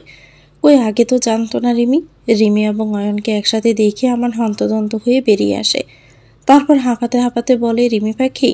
আমানের কণ্ঠস্বর শুনে রিমি এবং অয়ন একসাথে আমানের দিকে তাকায়। রিমি এক পলক আমান এবং এক পলক বয়ার্ত দৃষ্টিতে অয়নের দিকে তাকায়। এই বুঝে অয়ন কোনো অনর্থক করে ছাড়বে। রিমির ভাবনার মাঝে আমান ছুটে এগিয়ে আসে তাদের সামনে। আমানকে এগোতে দেখে অয়ন রিমির হাত শক্ত করে চেপে ধরে নিজের পিছনে নিয়ে আসে। রিমি স্পষ্ট দেখতে পারছে তার মামু হাতের ব্যথায় কতটা কাতরাচ্ছে এবং রক্ত অনবরত হাত থেকে গড়াচ্ছে। এভাবে চলতে থাকলে তো রিমির মামুর অবস্থা গুরুতর হয়ে যাবে। রিমি অয়নকে ঝাঁকিয়ে বলতে থাকে, দয়া করে আমার মামুকে চিকিৎসার ব্যবস্থা করে দিন। আমার মামুর অবস্থা ভালো না, দয়া করুন। রিমির গভীর কষ্ট মিশ্রিত অনুরোধ হয়তো মন গলাতে পারেনি অয়নের, বরং তা অয়নের রাগকে দ্বিগুণভাবে বাড়িয়ে তুলেছে সময়ের সাথে সাথে। অয়ন রিমির বাহু চেপে ধরে নিজের কাছে এনে বাজখাই গলায় বলে ওঠে, যারা আমাকে তোমার থেকে আলাদা করতে চায় তাদের জন্য এত কিসের দরদ তোমার? সবার সব কষ্ট তুমি দেখতে পাও, অথচ আমার বুকের তীব্র ব্যথাকে তুমি দেখতে পাও না কেন রিমি পরি? আমি কি মানুষ নই? তুমি কি বোঝো না তোমাকে ঘন্টার পর ঘন্টা না দেখে আমি কতটা পীড়িত হয়েছি, আমি কতটা দহনে পড়েছি তা কি তুমি জানো না রিমি পাখি? কিভাবে জানবে? আমার কষ্টটা তো তোমার কখনো চোখেই পড়ে না। রিমি চুপ হয়ে যায়। গলা থেকে সামান্য শব্দটুকুও বের হতে চাচ্ছে না তার। কি একটা বেদনাদায়ক অবস্থা। আজ যেন গলার স্বরও তার সাথে হরতালে নেমেছে, অদ্ভুত এক হরতালে। তখনই অয়ন ফেঁসিবহল হাত দিয়ে এতটা জোরে রিমিকে চেপে ধরেছে, যার ফলে রিমির ব্যথার নেত্রকোনা ছলছল করছে। আমান হয়তো রিমির অবস্থা বুঝতে পারছে, তাই আমানের অয়নের সামনাসামনি দাঁড়িয়ে শক্ত কণ্ঠে বলে, রিমি পাখি ব্যথা পাচ্ছে, ওকে ছেড়ে দিন। অয়ন গাড় কাত করে অদরের কোণে বেশ ভয়ঙ্কর হাসি ফুটিয়ে শীতল কণ্ঠে বলে, আমার ওয়াইফের চিন্তা আমার থেকে আপনি বেশি ডক্টর আমান শিকদার। কিন্তু জানেন তো, অন্য কারো জিনিসে হাত দেওয়া কিংবা অন্য কারো ব্যাপারে ঢুকতে চাওয়া অনেকটা বড় অন্যায়। সেখানে আপনি অয়ন চৌধুরী রিমি পরির দিকে হাত বাড়িয়েছেন, সেখানে তো আপনার জীবন নিয়ে টানাটানি পড়ে যাবেই। কথাটি বলে সঙ্গে সঙ্গে অয়ন আমানের বুক বরাবর লাথি দেয়। আমান ছিটকে মাটিতে লুটিয়ে পড়ে, ঠোঁট কেটে রক্ত বেরিয়ে যায়। আমানের অবস্থা দেখে আরেক দফা উত্তেজিত হয়ে যায় রিমি। অয়ন রিমির হাত ধরে টানতে টানতে গাড়ির কাছে নিয়ে আসে। তারপর রিমিকে এক প্রকার ধাক্কা দিয়ে গাড়ির ভিতরে ছুঁড়ে মারে। রিমি নিজেকে কোনো রকম সামলায়। অয়ন তার গার্ডসদেরকে কিছু একটা ইশারা করে। রিমি সেই চোখের ইশারা সহজেই বুঝে যায়। আমানের সাথে নিশ্চয়ই কিছু খারাপ করবে অয়ন। কথাটি মাথাতে নাড়া দিয়ে উঠতেই রিমির হাত বাড়িয়ে জানালার কাছ দিয়ে আমানকে এক পলক দেখতে পায়। অয়নের গার্ডসরা নির্মমভাবে মেরেই চলছে আমানকে। আমান চাইলেও আটকাতে পারছে না। রিমি ডুকরে কেঁদে ওঠে। আমান এখন তার প্রাক্তন হলেও এই কথাটি তো সত্য। একটা সময় আমার নামক যুবকের প্রতি তার মনে ভালোবাসা নামক অনুভূতি হয়তো এসে হানা দিয়েছিল। রিমি ঠোঁট কামড়ে কান্না আটকানোর প্রচেষ্টায় থাকে। রিমিকে কাঁদতে দেখে অয়ন সজোরে কাছে ঘুষি দেয়। গাড়ির গ্লাস ভেঙে যায়। রিমি হকচকিয়ে যায়। অয়ন রিমির দিকে তাকিয়ে রিমির চোখের সযত্নে মুছিয়ে পকেট থেকে টিস্যু বের করে রিমির হাতে ধরিয়ে দেয়। তারপর রিমি থেকে মুখ ফিরিয়ে রোষপূর্ণ কণ্ঠে বলে, চোখের জল দ্রুত মুছে ফেলো রিমি পড়ি। তোমার চোখের জল আমার সহ্য হয় না। সেখানে তুমি অন্য কারোর জন্য চোখের জল ফেলছো? সাহস কি করে হয় তোমার? দ্রুত চোখের জল মুছে ফেলো। রিমি জটপট করে টিস্যু দিয়ে চোখের জল মুছল, পুপিয়ে কেঁদেই চলছে। অয়ন সুদীর্ঘ শ্বাস ফেলে বলে, আমার সব থেকে বড় আফসোস কি জানো রিমি পড়ি? তোমার যে আখিতে আমি নিজের জন্য জল দেখতে চেয়েছিলাম, কিন্তু সেই নেত্রকোণায় অন্য কারোর জন্য জলে পরিপূর্ণ। রিমি কথাটি শুনে দীর্ঘশ্বাস ফেলে সিটে মাথা হেলিয়ে দিয়ে বসে থাকে। অয়নও আর কথা বাড়ায় না। পায়েলকে কিছু মেয়ে গার্ডস হাত পা বেঁধে অন্ধকার রুম থেকে একটি শিল্পশাল রুমে এনে ছুঁড়ে ফেলে। পায়েল ছিটকে পড়ে যায়। হাত পা রীতিমতো কাঁপছে তার। শরীরে সামান্য পরিমাণ শক্তিও নেই উঠে দাঁড়ানোর। মেয়ে গার্ডগুলো তাকে এতটাই মেরেছে। অয়ন ভিতরে ঢোকার সাথে সাথে মহিলা গার্ডগুলো উঠে দাঁড়িয়ে অয়নকে কুর্নিশ জানায়। অয়ন পায়েলের সামনে থাকা সোফায় বসে পড়ে পায়ের উপর পা দিয়ে। অয়ন হাতের ইশারায় পায়েলের মুখের এবং চোখের বাঁধনটি খুলে দিতে বলে। মহিলা গার্ডগুলো চোখের বাঁধনটি খুলে দেয়। পায়েল চোখের সামনে দ্বিগুণভাবে কাঁপতে থাকে। অয়ন ঝুঁকে পড়ে পায়েলের কাছে। তারপর বাঁকা হেসে বলতে থাকে, পায়েল তুমি কি ভয় পাচ্ছ ডার্লিং? দেখো আমি কিন্তু ভয় পাওয়ার মতো এমন কিছুই করিনি, তাহলে শুধু শুধু কেন ভয় পাচ্ছ? পায়েল শুকনো ডোক গিলতে থাকে। তারপর কাঁপা কাঁপা কণ্ঠে বলে, অয়ন আমি তোমাকে ভালোবাসি, কিন্তু তুমি আমাকে শুধু কষ্টই দিচ্ছ। কেন করছো এমন? অয়ন সঙ্গে সঙ্গে পায়েলের গালে সজোরে থাপ্পড় দেয়। এতটা জোরে থাপ্পড় দেওয়ার ফলে পায়েলের গাল লাল হয়ে যায়। অয়ন চিৎকার করেই বলে, ইউ ড্রাফার গার্ল, এসব ভালোবাসার মিথ্যে অভিনয় অন্তত আমার সাথে করতে এসো না। এতদিন সব জেনেও আমি চুপ ছিলাম, শুধুমাত্র রুহানা চৌধুরীর জন্য, কিন্তু আজ আমি চুপ থাকবো না। মিথ্যে ভালোবাসা শব্দটি অয়নের মুখে শুনে অবাকের শীর্ষে পর্যায়ে চলে যায় পায়েল। পায়েলের অবাক মুখশ্রী দেখে অয়ন দাঁতে দাঁত চেপে বলে, তুমি কি ভেবেছ এই অয়ন চৌধুরী এতটাই বোকা? তোমার প্ল্যান সম্পর্কে কিচ্ছু জানতে পারবে না? আমি সব কিছুই জানি। তুমি ভেবেছিলে তুমি আমাকে বিয়ে করে চৌধুরী ফ্যাশনের পুরো মডেলিংয়ের পাওয়ার নিজের হাতে নিয়ে যাবে। তারপর পুরো চৌধুরী ফ্যাশন তোমার হাতে, সবাই তোমার হাতের ইশারায় নাচবে। চৌধুরী বাড়ির ট্যাগ লেগে গেলেই তো সব পাওয়া তোমার হাতেই। বাট আফসোস, তার আগে আমার বিয়ে রিমিপুরির সাথে হয়ে গেল। তাই তুমি রুহানা চৌধুরীকে দিয়ে কন্টিনিউয়াসলি আমার এবং রিমিপুরির মাঝে ঢুকতে চাইছ। পায়েলের মুখ কালো হয়ে যায়। নেমে আসে তার মুখশ্রীতে এক ঘোর অন্ধকার। অয়ন আরেক দফায় হেসে টিভিটা চালু করে। চোখের ইশারায় পায়েলকে টিভির দিকে তাকাতে বলে। পায়েলও টিভির পর্দায় চোখ রাখতে আটকে যায়, কেননা টিভির পর্দায় স্পষ্ট ব্রেকিং নিউজ হিসেবে দেখানো হচ্ছে পায়েলের একটি ছোট্ট ভিডিও ক্লিপ। যে ভিডিওতে দেখানো হচ্ছে পায়েল তার সেক্রেটারিকে বলছে সে অয়নকে বিয়ে করতে চায় শুধুমাত্র স্বার্থের জন্য। সে ভিডিওটা পাওয়া মাত্রই অয়ন মিডিয়ার কাছে পৌঁছে দিয়েছে। মিডিয়ার লোক মিডিয়াতে রটিয়ে বেড়াচ্ছে, দেখুন মডেল পায়েলের ভালো মানুষই মুখোশের আড়ালে এক স্বার্থপর লোভী মেয়ের গল্প রয়েছে। পায়েল মাথায় হাত দিয়ে চিৎকার করে বিড়বিড় করতে থাকে, শেষ, আমার সব শেষ, আমার ক্যারিয়ার শেষ, আমার মিডিয়ার সবই শেষ। অয়ন শুধু বাঁকা হাসে। হঠাৎই পায়েলের রাগ মাথায় ছড়া দিয়ে ওঠে। পায়েলের হিতাহিত জ্ঞান প্রায় শূন্য হতে থাকে। পায়েল উঠে দাঁড়িয়ে অয়নের কলার চেপে ধরে বলে, রিমি আপাতত অয়নের ঘরে বসে আছে। অয়ন তাকে বাড়িতে এনে রিমিকে জোর করে নিজের ঘরে দরজার বাহির থেকে আটকে রেখে কোথায় যেন চলে গেছে। রিমি সে অনেকক্ষণ ধরে ঘরটায় বসে আছে। কিছুক্ষণ আগেও কয়েকজন সার্ভেন্ট এসে রিমির জন্য খাবার রেখে পুনরায় দরজা বন্ধ করে দিয়ে চলে গেছে। তাদের ভাষ্যমতে অয়ন আদেশ করে গেছে যেন রিমি অয়নকে ফিরে আসার আগে সব খাবার খেয়ে নেয়। রিমির মনের উপর দিয়ে এক বিশাল ঝড় বয়ে চলছে এখন। রিমির বড্ড চিন্তা হচ্ছে নিজের বাড়ির লোকের জন্য, এমনকি আমানের জন্য। অয়ন যা মানুষ, আমানকে মেরে ফেলতে তার হাতটুকুও কাঁপবে না। রিমি প্রায় একটা দম বন্ধ করা অবস্থায় রয়েছে। এমন একটা পরিস্থিতিতে সে চাইলেও তার গলা দিয়ে খাবার নামবে না। রিমির হাতের কাছে ফোনটাও নেই। রিমির নিজেকে বন্দি বলে মনে হচ্ছে, যে অয়নের খাঁচায় চিরতরের জন্য বন্দি হয়ে গেছে। রিমির ভাবনার মাঝে দরজার কাছ থেকে ফারহানের গলার আওয়াজ পায়। ফারহান হাসছে এবং ফোনে কাউকে বলছে। পায়েল অয়নের কলার চেপে ধরে ক্রোধে মাত্রাধিক ক্ষোভে। তার ভাষ্য মতে সে নিজের স্বার্থের জন্যই অয়নকে বিয়ে করতে চাইলেও অয়ন তাকে ঠকিয়েছে, তাকে বিয়ে করার প্রতিশ্রুতি দিয়ে অন্য কাউকে বিয়ে করেছে। প্রতি উত্তরে অয়ন পায়েলকে নিজে থেকে ছাড়িয়ে আরেক দফা থাপ্পড় মেরে একরোখা কণ্ঠে বলছে, আমি কখনো ঠকাইনি তোমাকে। তুমি আজ নিজের কর্মের ফল পেয়েছো শুধুমাত্র, কিন্তু এখনো তোমার পাপের শাস্তি পূর্ণ হয়নি। মানে আর কত শাস্তি দিবে তুমি আমাকে অয়ন? পায়েলের প্রশ্নে অয়ন পায়ের উপর পা তুলে দায় সারাভাবে বলে, তুমি যেন ভবিষ্যতে আমার এবং রিমিপুরীর মাঝে ঢুকতে না পারো সে ব্যবস্থাই করব আমি। না থাকবে ফুল আর না থাকবে কাটা। অয়নের হিম করা কণ্ঠে কথাটি শুনে তরতর করে ঘামতে থাকে পায়েল। হাত পাগুলো নিজের গতি নিয়ন্ত্রণ করে ফেলে। মাথা ঘুরাবে মনে হচ্ছে তার। অয়নের কথার ধরনে খুব স্পষ্টভাবেই বোঝা যাচ্ছে অয়ন পায়েলকে মেরে ফেলার কথা বলছে। পায়েল বুঝতে পারছে না সে কি করবে, কিভাবে অয়ন নামক সাইকোর কাছ থেকে নিজেকে বাঁচাবে। পায়েলের ভাবনার মাঝে অয়ন হাত দিয়ে ইশারা করে মহিলা গার্ডসগুলোকে পায়েলকে নিয়ে যেতে।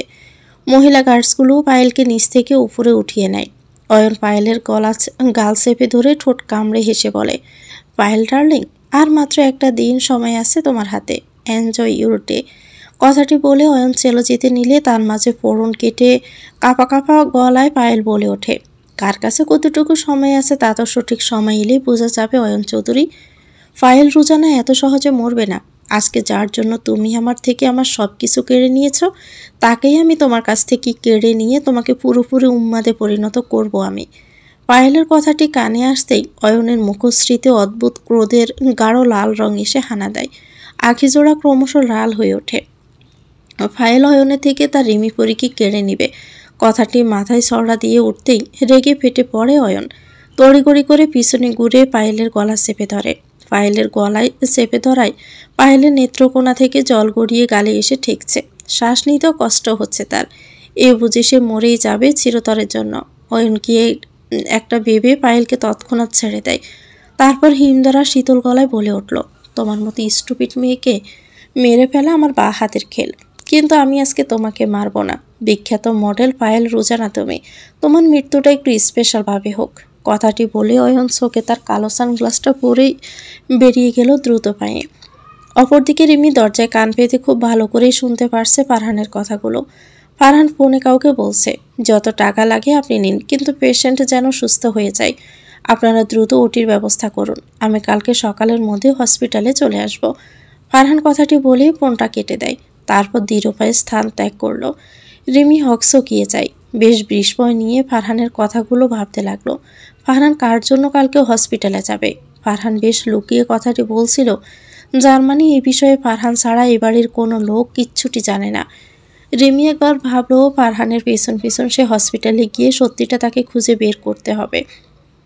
তাহলে হয়তো সে তার অনেক প্রশ্নের উত্তর খুঁজে পাবে। পরক্ষণেই সে ভাবল, অয়ন থাকতে সে কি আদৌ কাজটি করতে পারবে?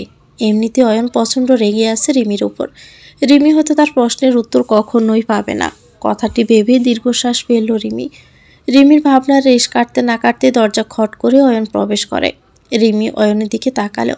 অয়নও রিমির দিকে এক পলক তাকিয়ে নিজের শার্টটা খুলে ওয়াশরুমে চলে যায়। রিমি অয়নের দিকে অদ্ভুত দৃষ্টিতে তাকালো। অন্যদিন হলেও অয়ন তাকে জড়িয়ে ধরতে এসেই, কিন্তু আজ তার ব্যতিক্রম। হয়তো অভিমানের পরিমাণ প্রখর। রিমি অয়নের ব্যাপারে নিয়ে আর মাথা ঘামালো না। অয়নের প্রতি শুধু ঘৃণা এসে বাসা বাঁধছে তার মনে। কতটা নির্মমভাবে অয়ন তার মামুকে মারল। আমাদের অবস্থাটাও হয়তো খুবই শোচনীয়। তাদের একটা খবরও রিমি পাচ্ছে না। বড্ড চিন্তা হচ্ছে নিজের পরিবারের জন্য। রিমির ধারণা মতে আজ অয়নের সাথে নিজের জীবন জড়িয়ে সে অনেক বড় ভুল করে ফেলেছে।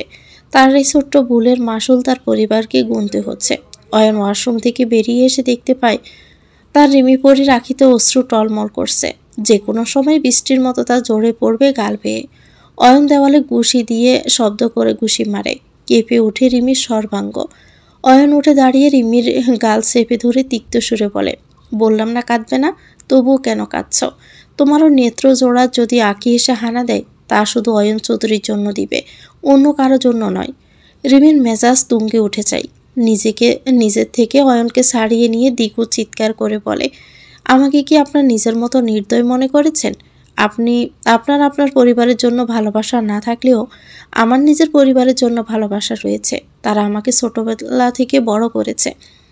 ভালোবাসা থাকলেও তা এখনই নিজের হৃদয় থেকে মুছে ফেলো রিমিপুরি। তোমার হৃদয়ে মনে শুধু অয়ন চৌধুরীর জন্যই ভালোবাসা থাকবে। অয়নের একরোখা কথায় রিমি আশাহত হয়। সে জানে অয়নকে সে যত কিছুই বলুক, অয়ন কিছুতেই রিমির কথাকে গুরুত্ব দিবে না।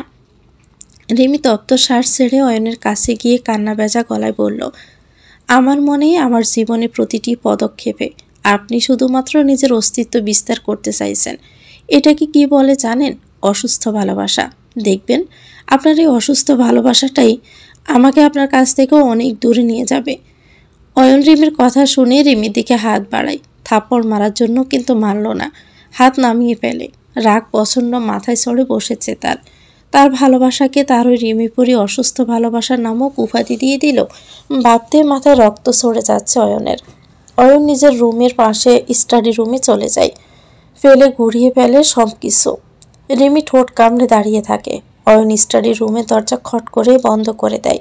তারপর ড্রয়ার থেকে ওষুধ বের করে চটজলদি খেয়ে নেয়। অয়ন সোফায় ধপ করে বসে পড়ে। মাথার ব্যথায় প্রচণ্ড নাড়া দিয়ে উঠেছে তার।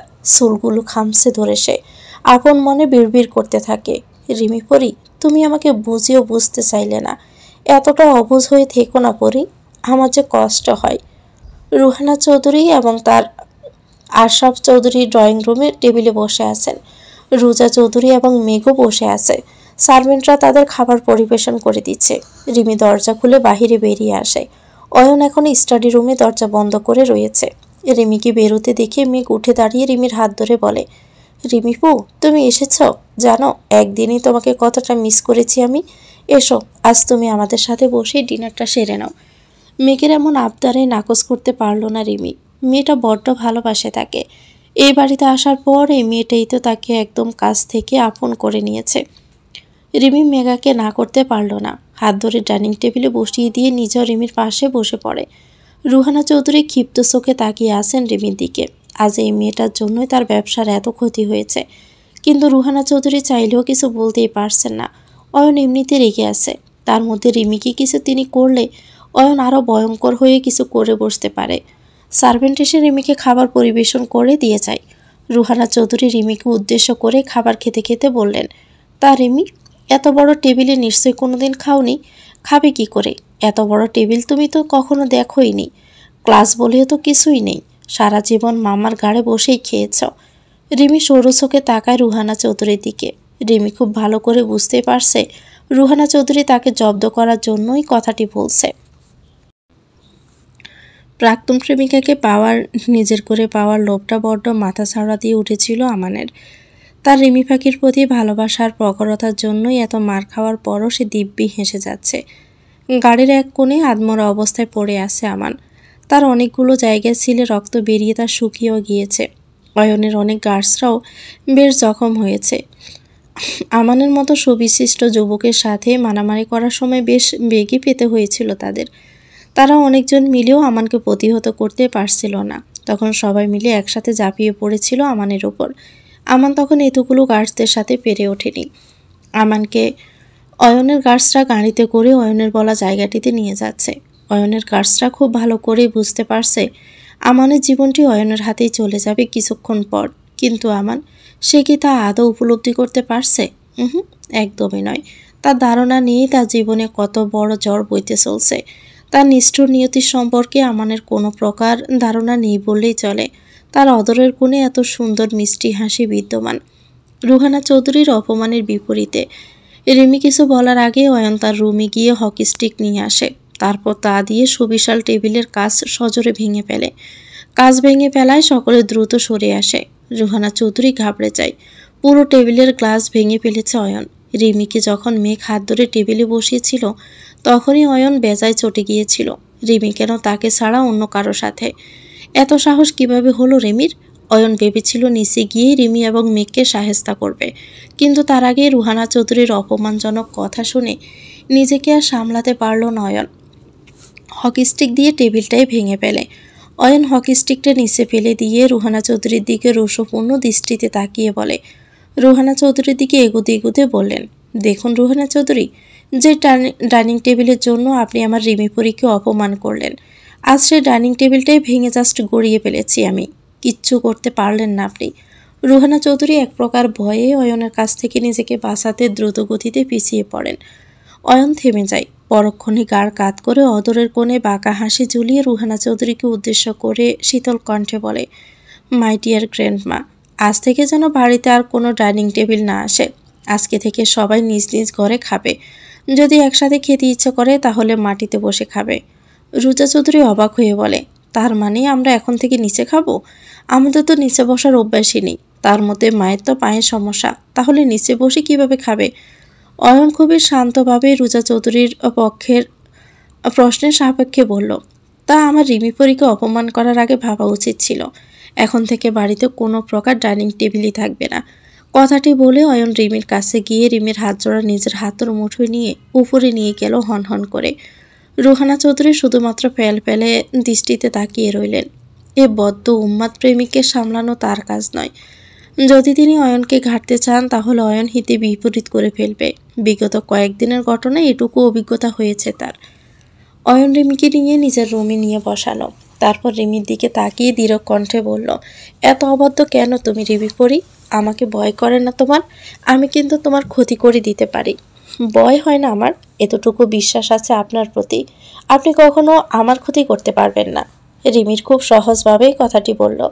অয়ন ক্ষিপ্ত নয়নে রিমির দিকে এক পলক তাকিয়ে কিছু একটা বিড়বিড় করে মুচকি হাসে। লোকটার বড্ড কাণ্ড দেখে তার প্রতি রিমির মনে ঘৃণার মায়াজাল বনে, তেমনি লোকটার অদ্ভুত ভালোবাসা রিমির মনে সমস্ত ঘৃণাকে নিমিষেই দূর করে দেয়। রিমি যেন গোলক দাদায় পড়ে যাচ্ছে ধীরে ধীরে। এই মুহূর্তে তার কি করা উচিত সেটাও বুঝতে পারছে না ঠিক মতো। রিমি জানালার দিকে তাকায়। চাঁদ তার আলো দিয়ে কি সুন্দর সৌন্দর্যময় পরিবেশ সৃষ্টি করেছে। রিমি মুগ্ধ হয়ে চাঁদের দিকে তাকিয়ে আছে। রিমির কাজে ব্যাঘাত ঘটিয়ে অয়ন জানালাটা বন্ধ করে দেয়। অয়নের উদ্ভুত কাজে অবাক হয়ে যায় রিমি। অয়ন তার হাতের ট্রেটি বিছানায় রাখতে রাখতে বলে, চাঁদের দিকে ওইভাবে তাকিয়ে কেন ছিলে? এভাবে তো আমার দিকে কখনো তাকাও না তুমি। অয়নের অদ্ভুত অভিযোগ শুনে রিমি হতাশা সুরে বলে, চাঁদের সৌন্দর্যে যে কেউ মুগ্ধ হতে বাধ্য ডক্টর এয়ারসি। রিমির কথায় অয়নের কপালের বলি রেখায় বিরক্তিকর ভাঁজ পড়ে যায়। নেত্রপল্লবে ক্ষোভ এসে হানা দেয়। যেন রিমির কথাতে বেশ বিরক্ত এবং রাগান্বিত অয়ন। অয়ন রিমির কাছে এগিয়ে নিজের কপালের সাথে নিজের কপাল ঠেকিয়ে শীতল গলায় বলে, আমি যে তোমাতে গভীরভাবে নেশাক্ত, সে খবর কি তুমি রাখো? তোমার পানে একরাশ মুগ্ধতা নিয়ে চেয়ে থাকি। সেই মুগ্ধতা তোমার চোখে পড়ে না? রিমি কিছু বলতেই পারল না। তপ্ত নিঃশ্বাস ফেলল।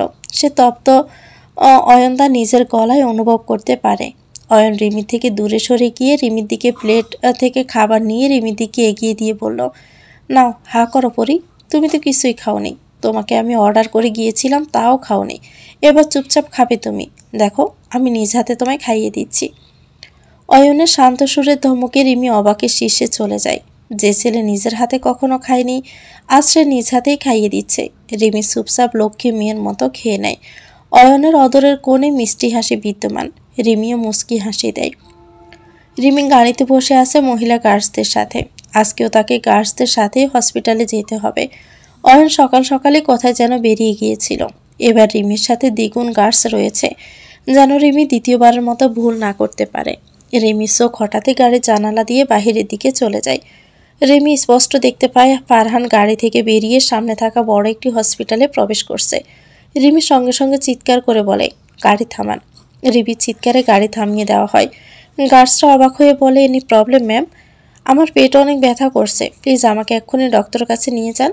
রিমি মিথ্যে কথাটি বলে যেন তাকে সামনে থাকা হসপিটালে নিয়ে যাওয়া হয়। সেখানে গেলে রিমি ফারহানের রহস্যের উদ্ঘাটন করতে সক্ষম হবে।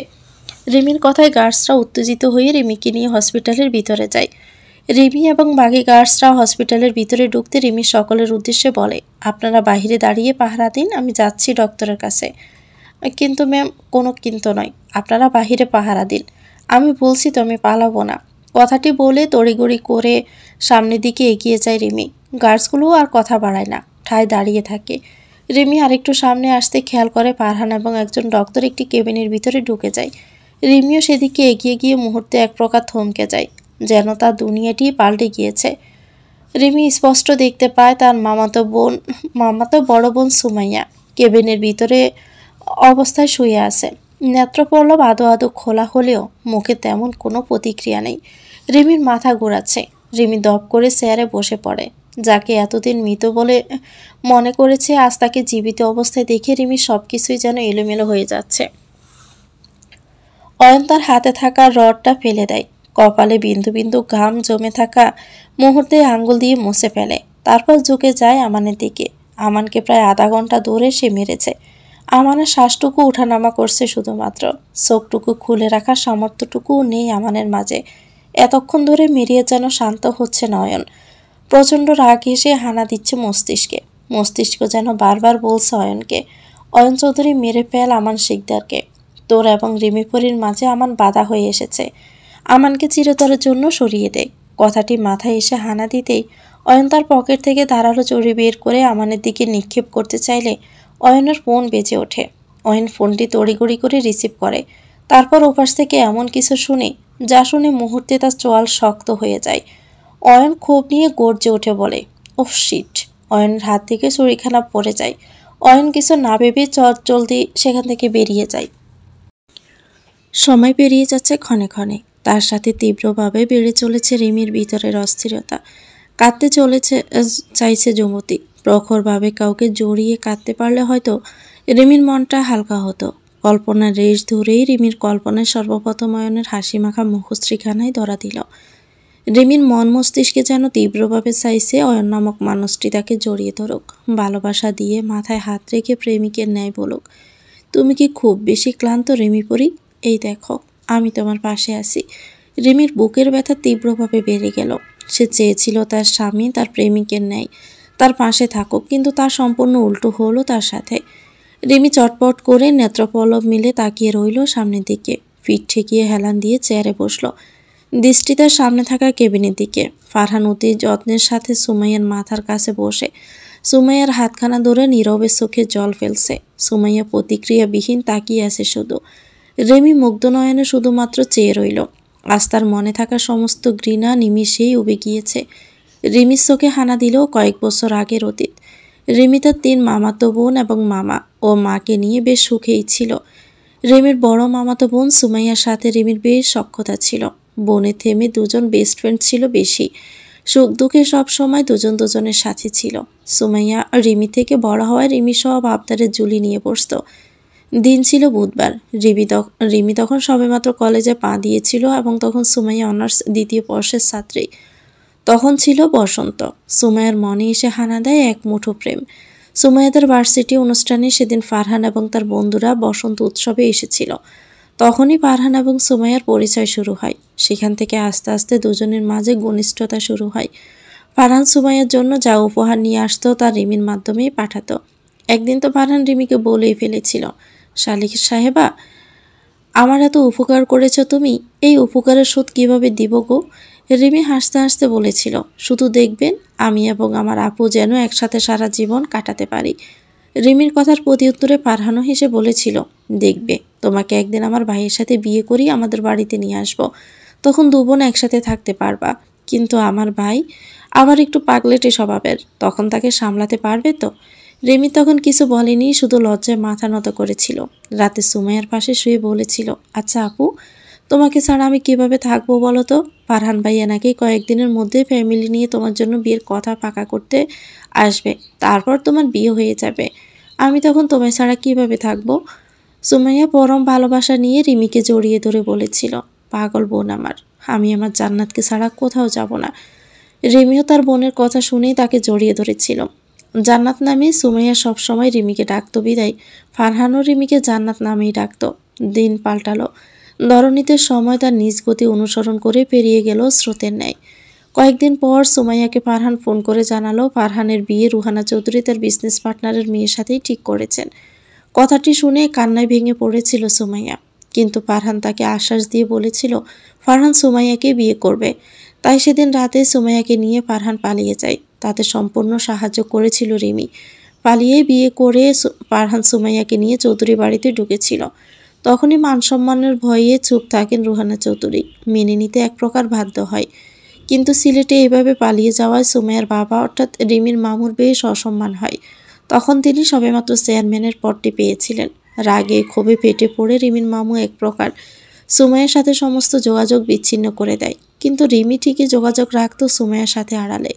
সুমাইয়া কাঁদতো, কিন্তু রিমি তাকে সবসময় আশ্বাস দিত সব ঠিক হয়ে যাবে।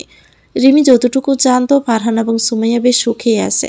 কিন্তু হঠাৎই একদিন রিমির ফোনে সুমাইয়ার ফোন থেকে মেসেজ আসলো, রিমি, আমি হয়তো বাঁচবো না রে, আমাকে বোধহয় মেরেই ফেলবে। ফারহানের আচরণও আগের থেকে অনেকটাই পাল্টে গেছে। রিমির এই মেসেজ তখন অবাকের শীর্ষে চলে গিয়েছিল। অস্থির হয়ে সুমাইয়াকে অনেক ফোন করেছিল, কিন্তু সুমাইয়া তখন ফোনটি ধরেনি। তারপর সকালেই খবর আসে সুমাইয়া নাকি গাড়ি দুর্ঘটনায় মৃত্যুবরণ করে। রিমি তখন পাথর হয়ে গিয়েছিল এক প্রকার। সুমাইয়ার মৃত্যু সে কিছুতেই মেনে নিতে পারেনি। সুমাইয়ার মেসেজটি দেখে এইটুকু ধারণা করে নিয়েছিল সুমাইয়াকে কেউ ইচ্ছে করে মেরে ফেলেছিল, তা স্বয়ং ফারহান নিজেই।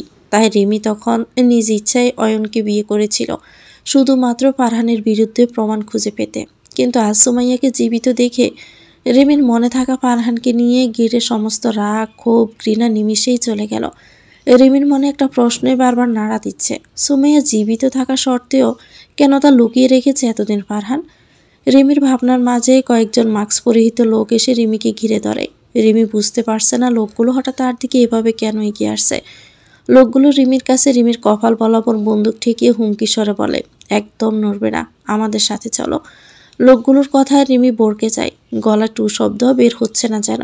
রিমি মিনমিনি সুরে বলে, মানে কোথায় যাব, কোথায় যাব আমি? লোকগুলো কিছু বলার আগে বাহিরে গোলাগুলির শব্দ শোনা যায়। গোলাগুলির শব্দে লোকগুলো দৌড়ে বাহিরের দিকে পালিয়ে যায়। রিমিও তাদের পিছনে বাহিরে এসে দেখতে পায় লোকগুলো বাহিরে বেরোতে পারে না। তার আগে গোলাগুলি এসে সোজা তাদের পায়ে লাগে। তার মুহূর্তে ব্যথায় কোঁকড়ে উঠে নিচে পড়ে যায়। গগন বেদনা চিৎকার করতে থাকে। হসপিটালের লোকগুলো এমন আক্রমণ ভয়ে জড়সড় হয়ে বসে। রিমি পিছনে তাকিয়ে দেখে অয়ন এবং তার গার্ডসরা দাঁড়িয়ে আছে। অয়ন তার হাতে থাকা বন্দুক ফেলে দিয়ে রিমির দিকে এগিয়ে যায়। রিমি কাঁদতে কাঁদতে অয়নকে শক্ত করে জড়িয়ে ধরে এক প্রকার ভয়ে। লোকগুলো রিমির মাথায় যখন বন্দুক তাক করেছিল তখন রিমি ভয়ে আড়ষ্ট হয়ে যায় এক প্রকার। অয়নও শক্ত করে জড়িয়ে ধরে তার রিমি পরীকে, যেন বুকের ভিতরের পিঞ্জিরায় বন্দি করে রাখতে পারলে শান্তি হতো খানিকটা। রিমি অয়নের শার্ট মুঠো করে অভিযোগের সুরে বলে, কোথায় ছিলেন আপনি? জানেন আমি কতটা ভয় পেয়ে গিয়েছিলাম। অয়ন রিমিকে নিজের থেকে ছাড়িয়ে রিমির নেত্রপল্লবে জমে থাকা জলটুকু মুছে শীতল গলায় বলে, তোমার ডক্টরে আসছি থাকতে তোমার কোনো ক্ষতি হতে দিবে না রিমি পরি। তুমি তো আমার অস্তিত্বে মিশে রয়েছ, আমার প্রতিটা নিঃশ্বাসে তোমার বসবাস। তোমার কোনো ক্ষতি আমি কাউকে করতে দিব না। কথাটি বলে রোষপূর্ণ দৃষ্টিতে অয়ন সামনের লোকগুলোর দিকে তাকালো। গর্জে উঠে এক প্রকার তার সেক্রেটারি সাদেককে ডেকে বলে, সাদেক, ওদের এক্ষুনি আমার চোখের সামনে থেকে নিয়ে যাও। সাদেক মাথা দুলিয়ে গার্ডদের ইশারা করে লোকগুলোকে নিয়ে যেতে থাকে। অয়ন রিমিকে গাড়িতে বসিয়ে সাদেকের কাছে এসে বলে, পায়েল পালিয়েছে, ওদেরকে মেরে যে করেই হোক পায়েলের খবর বের করো। আমি জানি ওদেরই পায়েলে পাঠিয়েছে রিমি পরীর ক্ষতি করার জন্য। সাদেক মাথা দুলিয়ে স্থান ত্যাগ করে। অন্যদিকে আমান টের পেয়ে যায় তাকে কেউ টেনে হিসড়ে বাহিরের দিকে নিয়ে যাচ্ছে। মেয়েটার মুখশ্রীখানা দেখে এক পলকের জন্য হতভম্ব হয়ে গেল আমান। মেয়েটার হাসি কেমন একটা আমানের প্রাক্তন প্রেমিকার কথা স্বয়ং মনে করিয়ে দিল। আমান কষ্ট করে তার নেত্রপল্লব মেলে তাকিয়ে রইল তার সামনে থাকা রমণীর দিকে। রমণীর গায়ে স্কুল ড্রেস, মুখে কি সুন্দর অমায়িক হাসি। যুবক হতভম্ব হয়ে তাকিয়ে রইল যুবতীর পানে। হাসিখানা একদম আমানের রিমি পাখির মতোই উজ্জ্বল সুন্দর। আমান শুকিয়ে যাওয়া কণ্ঠে রমণকে প্রশ্ন করে বসল, কে আপনি? আমি বা কোথায়? রমণীর সঙ্গে সঙ্গে আমানের মুখ চেপে ধরে পিস করে বলে, আমি মেঘলা চৌধুরী, অয়ন চৌধুরীর ছোট বোন। অয়নের ছোট বোন কথাটি শুনে আমান এক প্রকার উত্তেজিত হয়ে বলে, আপনি আপনি কেন এসেছেন? মেঘ আমানের মুখ চেপে ধরে দাঁতে দাঁত চেপে বলে, আপনি থামবেন? এত প্রশ্ন কেন করছেন? একটু চুপ থাকুন তো। গার্ডসরা আমাদেরকে খুঁজছে, খুঁজে পেলে আপনি তো মরবেনই, সাথে আমিও মরব। আমান আর কিছু বলতে পারল না। দেওয়ালে হেলান দিয়ে আঁখি জোড়া বন্ধ করে ফেলে। তারপর মেঘের গায়ে এক প্রকার হেলে পড়ল। অয়ন রিমির হাত ধরে রিমিকে তার বুকের সাথে মিশিয়ে গাড়ি চালিয়ে যাচ্ছে। রিমি পিতু চোখে শুধু চেয়ে আছে অয়নের দিকে। অয়নের ভিতরে ভিতরে রাগে এক প্রকার দগ্ধ হচ্ছে, যা রিমির বুঝতে বাকি থাকে না। রিমি কিছু একটা ভেবে বলে, আপনি কি রেগে আছেন? অয়ন উত্তর দেয় না, বরং সোয়াল শক্ত করে সামনের দিকে তাকিয়ে আপন মনে ড্রাইভ করতে থাকে। রিমি সুদীর্ঘ শ্বাস ফেলে। রিমির বুঝতে বাকি থাকে না অয়নকে দ্বিতীয়বারের মতো ফাঁকি দিয়ে হসপিটালে চলে যাওয়ায় অয়ন বেশ রেগে আছে। রিমি অয়নের বলিষ্ঠ হাতখানা জাকিয়ে বলতে থাকে, কি হলো শুনছেন আপনি? কথা কেন বলছেন না? আপনি কি আবারও রেগে আছেন? অয়ন জোরে গাড়ি ব্রেক কষে রিমি যুক্তি নিলে অয়ন রিমিকে শক্ত করে নিজের বুকের সাথে চেপে ধরে। তারপর নিজের থেকে রিমিকে ছাড়িয়ে গাড়ি থেকে বেরিয়ে যায়। গাড়ি থেকে বেরিয়ে আপন মনে সিগারেট ধরিয়ে নেয়। তারপর সিগারেটের ধোঁয়ায় তার ভিতরে থাকা কষ্ট এবং রাগগুলোকে উড়িয়ে দেওয়ার প্রচেষ্টায় থাকে। রিমি নিজেও গাড়ি থেকে বেরিয়ে হন্তদন্ত হয়ে অয়নের কাছে ছুটে যায়। এক প্রকার অস্থিরতার সুরে বলে, ডক্টরে আসছে, আপনি স্মোক করছেন? আপনি একজন ডক্টর, জানেন না স্মোক কতটা ক্ষতিকর শরীরের জন্য? অয়ন তার হাতে থাকা সিগারেটটা ফেলে দিয়ে তা পা দিয়ে পিষে রিমির বাহু চেপে ধরে রোষপূর্ণ গলায় বলে, আমার শরীর নিয়ে তোমাকে এত কনসার্ন দেখাতে হবে না, বুঝলে? তুমি একদম আমার বিষয়ে তুমি নাক গলাবা না। অয়নের ধমকে কেঁপে ওঠে রিমি। নেত্রকোনায় জল এসে আখি জোড়া সলসল হয়ে ওঠে। রিমি মুখ গড়িয়ে নেয়। অয়ন পুনরায় আরেকটি সিগারেট ধরিয়ে তাতে টান দিয়ে দীর্ঘশ্বাস ফেলে। তারপর দৃঢ় কণ্ঠে বলে, একটা কথা কি জানো তো রিমি পড়ি, যার কাছে অভিমানের কোনো মূল্য নেই তার প্রতি মনের কুঠিরে অভিমান জমিয়ে রাখাটাই বৃথা। অয়নের কথা রিমি অবাক হয়ে অয়নের দিকে তাকায়। রিমির বুঝতে আর বাকি থাকে না অয়ন তাকে কথাগুলো উদ্দেশ্য করে বলেছে। অয়ন মুখ ফিরিয়ে গাড়ির দিকে পা বাড়িয়ে এগোতে থাকে। রিমিও হাত মুঠো করে গাড়ির দিকে পা বাড়ায়। অয়ন নামক যুবকের সে যেন কিছুতেই বুঝতে পারে না কখন কি বলতে চাচ্ছে তার রিমির ধারণার বাইরে। কিন্তু এইটুকু বুঝতে পারছে মানুষটার ভিতরে অভিমান জমেছে তার রিমি পরির প্রতি। রিমির কেন যেন বড্ড কষ্ট হচ্ছে। রিমি চাইছে যেন তার প্রতি অয়নের ভিতরের অভিমানগুলো মুহূর্তে উড়ে ছাই হয়ে যাক। মেঘের বুঝতে পারলেও আমান অজ্ঞান হয়ে পড়েছে। অতিরিক্ত মার খাওয়ার ফলে আমান বেশ দুর্বল হয়ে পড়েছে। তার জায়গায় জায়গায় রক্ত জমাট বেঁধে গুরুতরভাবে ক্ষত হয়েছে। মেঘের মনে পড়ে যায় সকালের ঘটনাটি। সকালে যখন মেঘ তার রুমে স্কুলে যাওয়ার জন্য তৈরি হচ্ছিল তখনই সে শুনতে পায় পাশের রুমে অয়ন কাউকে গম্ভীর কণ্ঠে বলছিল, সবগুলোকে আমি মেরে ফেলবো জাস্ট, তোদের জন্য পায়েল পালিয়ে গেছে। এখন আমানকে নজরে রাখ যেন পালিয়ে যেতে না পারে। ও আমার রিমিপুরের দিকে হাত বাড়িয়েছিল, ওকে না মেরে আমি শান্তি হব না। অয়নের গম্ভীর কণ্ঠে বলা প্রতিটি কথা শুনে মেঘের হৃদয়টা কেঁপে ওঠে। আমার নামক অপরিচিত যুবকটির জন্য মেঘের মনের কঠিন এক অদ্ভুত ভয় এসে হানা দিয়েছিল। মেঘের মন মস্তিষ্ক যেন বারবার বলছিল, যে করেই হোক একটা মানুষকে খুন হতে দেওয়া যাবে না। মনের কথা সায় দিয়ে মেঘ সিদ্ধান্ত নেয় সে যে করেই হোক আমানকে বাঁচাবে। এমন নির্দোষ মানুষের প্রাণ অকালে তার ভাইয়ের পাগলাম ও ভালোবাসার জন্য জোরে পড়বে তা কিছুতেই মেনে নিতে পারছিল না মেঘ। সে অনুযায়ী মেঘ স্কুল থেকে এক প্রকার পালিয়ে তার ড্রাইভারের সাহায্যে অয়নের ডেরায় গিয়ে পৌঁছেছিল। অয়নের ডেরার ঠিকানা সে ড্রাইভারের কাছ থেকে জানতে পেরেছিল। মেঘ সেখানে গিয়ে গার্ডদের ফাঁকি দিয়ে আমানকে পিছনে দরজা দিয়ে এক প্রকার টেনে হিঁচড়ে নিয়ে আসে। অয়নের দেহরক্ষীগুলো এখনও আমানকে খুঁজে চলছে। তারা চলে যেতে মেঘ তাও ড্রাইভারকে ইশারা করে নিজের কাছে ডেকে নিয়ে আসে। ড্রাইভারও মেঘের কাছে চলে আসে। মেঘ পিস করে বলে, ড্রাইভার কাকু, জলদি ওনাকে ধরে গাড়িতে তুলুন, ওনার অবস্থা ক্রমশই খারাপ হয়ে যাচ্ছে। কিন্তু মা, অয়ন বাবা জানলে কিন্তু। ড্রাইভারের কথায় বিঘ্ন ঘটিয়ে মেঘ কিছুটা কপট রাগ দেখিয়ে বলে, একটা মানুষের জীবন মরণের বিষয়, সেখানে আপনি অয়ন ভাইয়া কি বলবে তা নিয়ে পড়ে আছেন। অয়ন ভাইয়াকে যা বলার আমি বলবো, আপাতত ওনাকে গাড়িতে তুলুন আপনি। মেঘের আদেশ শুনে ড্রাইভার তড়িঘড়ি করে আমানকে উঠিয়ে গাড়ির দিকে নিয়ে যেতে থাকে। মেঘও তাদের পিছন পিছন যায়। মেঘের আপাতত অয়নের বিষয়টি মাথাতে নেই। তার সমস্ত চিন্তা আপাতত আমার নামক যুবকটিকে ঘিরে। অয়ন গাড়িটি চৌধুরী বাড়ির সামনে পার্ক করে। রিমি তার সিট বেল্ট খুলে বেরিয়ে পড়ে। অয়ন বেরোতে নিলে তার ফোনের মেসেজে টুংটাং করে বেজে ওঠে। অয়ন থেমে যায়। ফোনে মেসেজ দেখে সে বাঁকা হাসে। তারপর তার সযত্নে পকেটে ঢুকিয়ে রেখে রিমিকে উদ্দেশ্য করে বলে, আমার আসতে দেরি হতে পারে, তুমি সাবধানে থেকো, আমি তোমাকে ক্ষণে ক্ষণে ফোন করব। গার্ডসরা তো রইলই। অয়ন কথাটি বলে গাড়ি ঘুরিয়ে তার গন্তব্যের উদ্দেশ্যে রওনা দেয়। রিমি থেমে যায়। অয়নের যাওয়ার পানে কিছুক্ষণ চেয়ে থাকে। একজন স্ত্রী হয়ে নয়, তার দৃষ্টি ছিল একজন প্রেমিকার ন্যায়, যে তার প্রেমিক পুরুষের যাওয়ার পানে নিষ্পলক দৃষ্টি দিয়ে চেয়ে আসে। রিমি সদর দরজার কাছে যেতে নিলে তার চোখ যায় ফারহানের গানের দিকে। ফারহান হয়তো সবেমাত্র হসপিটাল থেকে ফিরেছে। রিমি ফারহানের কাছে গিয়ে বলে, ফারহান ভাইয়া। রিমির ডাকে ফারহান রিমির দিকে তাকায়। তারপর শান্ত গলায় বলে, ও তুমি? আমি জানি আজকে তুমি জেনে গিয়েছ সুমাইয়া বেঁচে আছে। কি হয়েছে সুমাইয়া আপুর? কিসের জন্য আপনি সুমাইয়া আপুর অপারেশনের ব্যবস্থা করেছিলেন? রিমির প্রশ্নে ফারহান নিচের দিকে তাকিয়ে বলে, গাড়ি অ্যাক্সিডেন্ট করে সুমাইয়া কোমায় চলে গিয়েছে। আসলে ডক্টর বলেছিল অপারেশন করলে নাকি সুমাইয়া পুনরায় সুস্থ হয়ে উঠতে পারে। আজকে সে অপারেশন হওয়ার কথা ছিল, কিন্তু আজ হসপিটালে জামালা হওয়ায় তার ব্যাঘাত ঘটে। রিমি পাল্টা প্রশ্ন করে বলে, সুমাইয়া আপু যে জীবিত রয়েছে সেই বিষয়টি সবার থেকে কেন লুকিয়েছেন? দাম্ভিকতা নিয়ে গাড়ি থেকে বেরিয়ে পড়ল অয়ন। সঙ্গে সঙ্গে সকল দেহরক্ষী বয়ে অয়নের সামনে এসে দাঁড়ালো। অয়ন তার পকেটে থাকা মেশিন গানটি বের করে সাদেকের কপাল বরাবর ঠেকালো।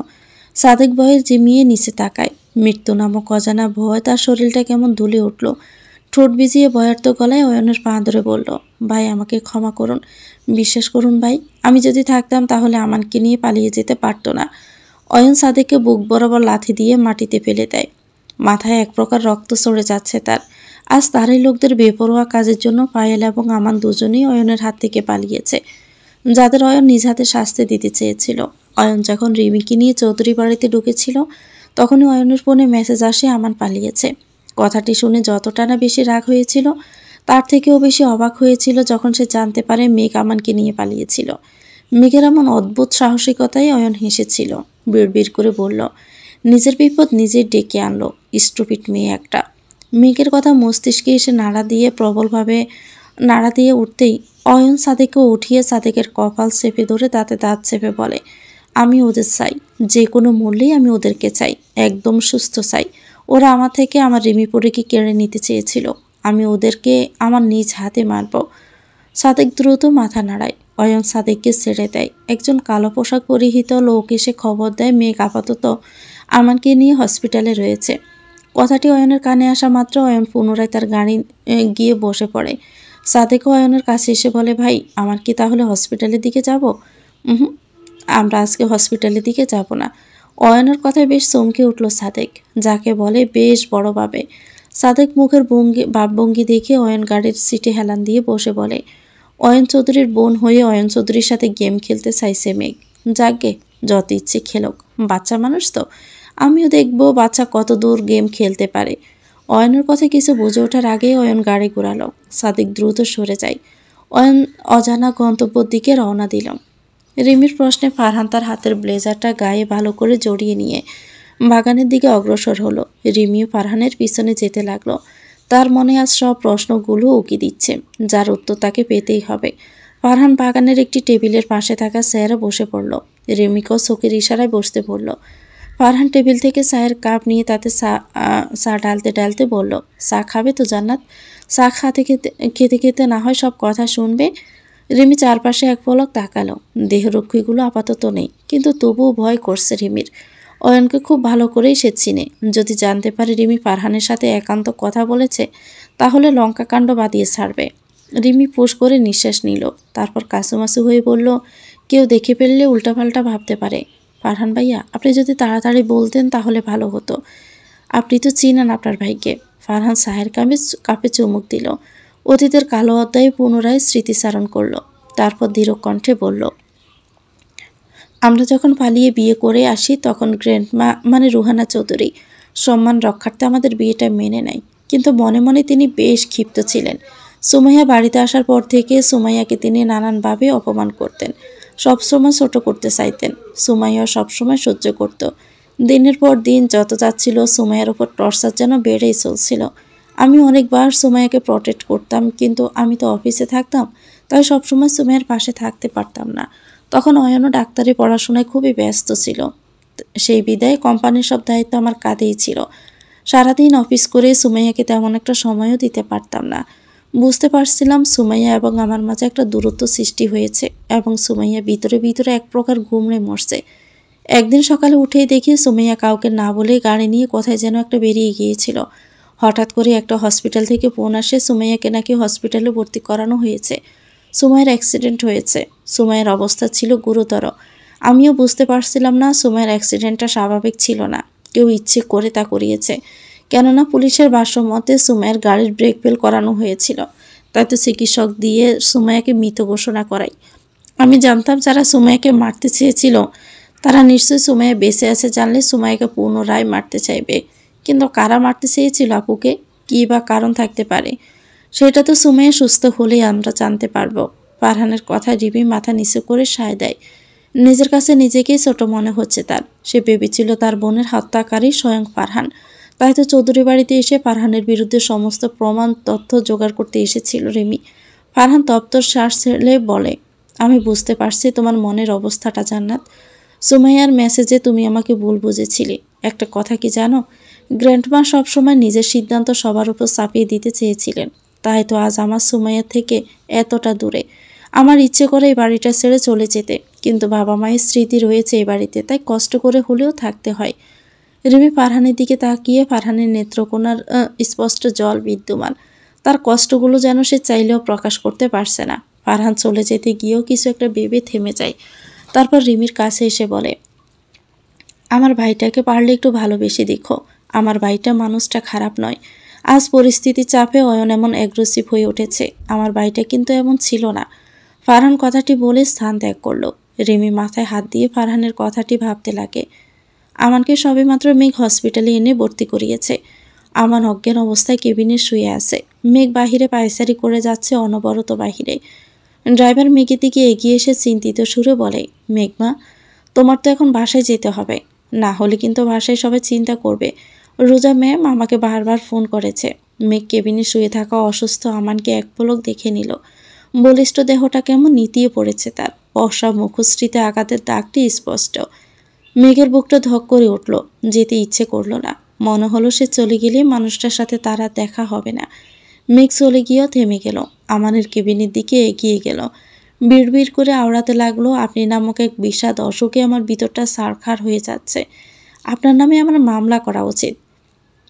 রাত গভীরতা সময়ের সাথে বেড়ে চলেছে।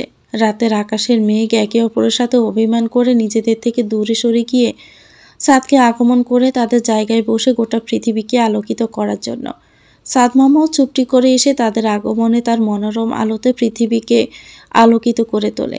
সময়ের সাথে সাথে বেড়ে চলেছে রিমির ভিতরের অস্থিরতা। অয়ন এসেছে প্রায় অনেকক্ষণ হয়েছে, কিন্তু অয়নের দেখা নেই।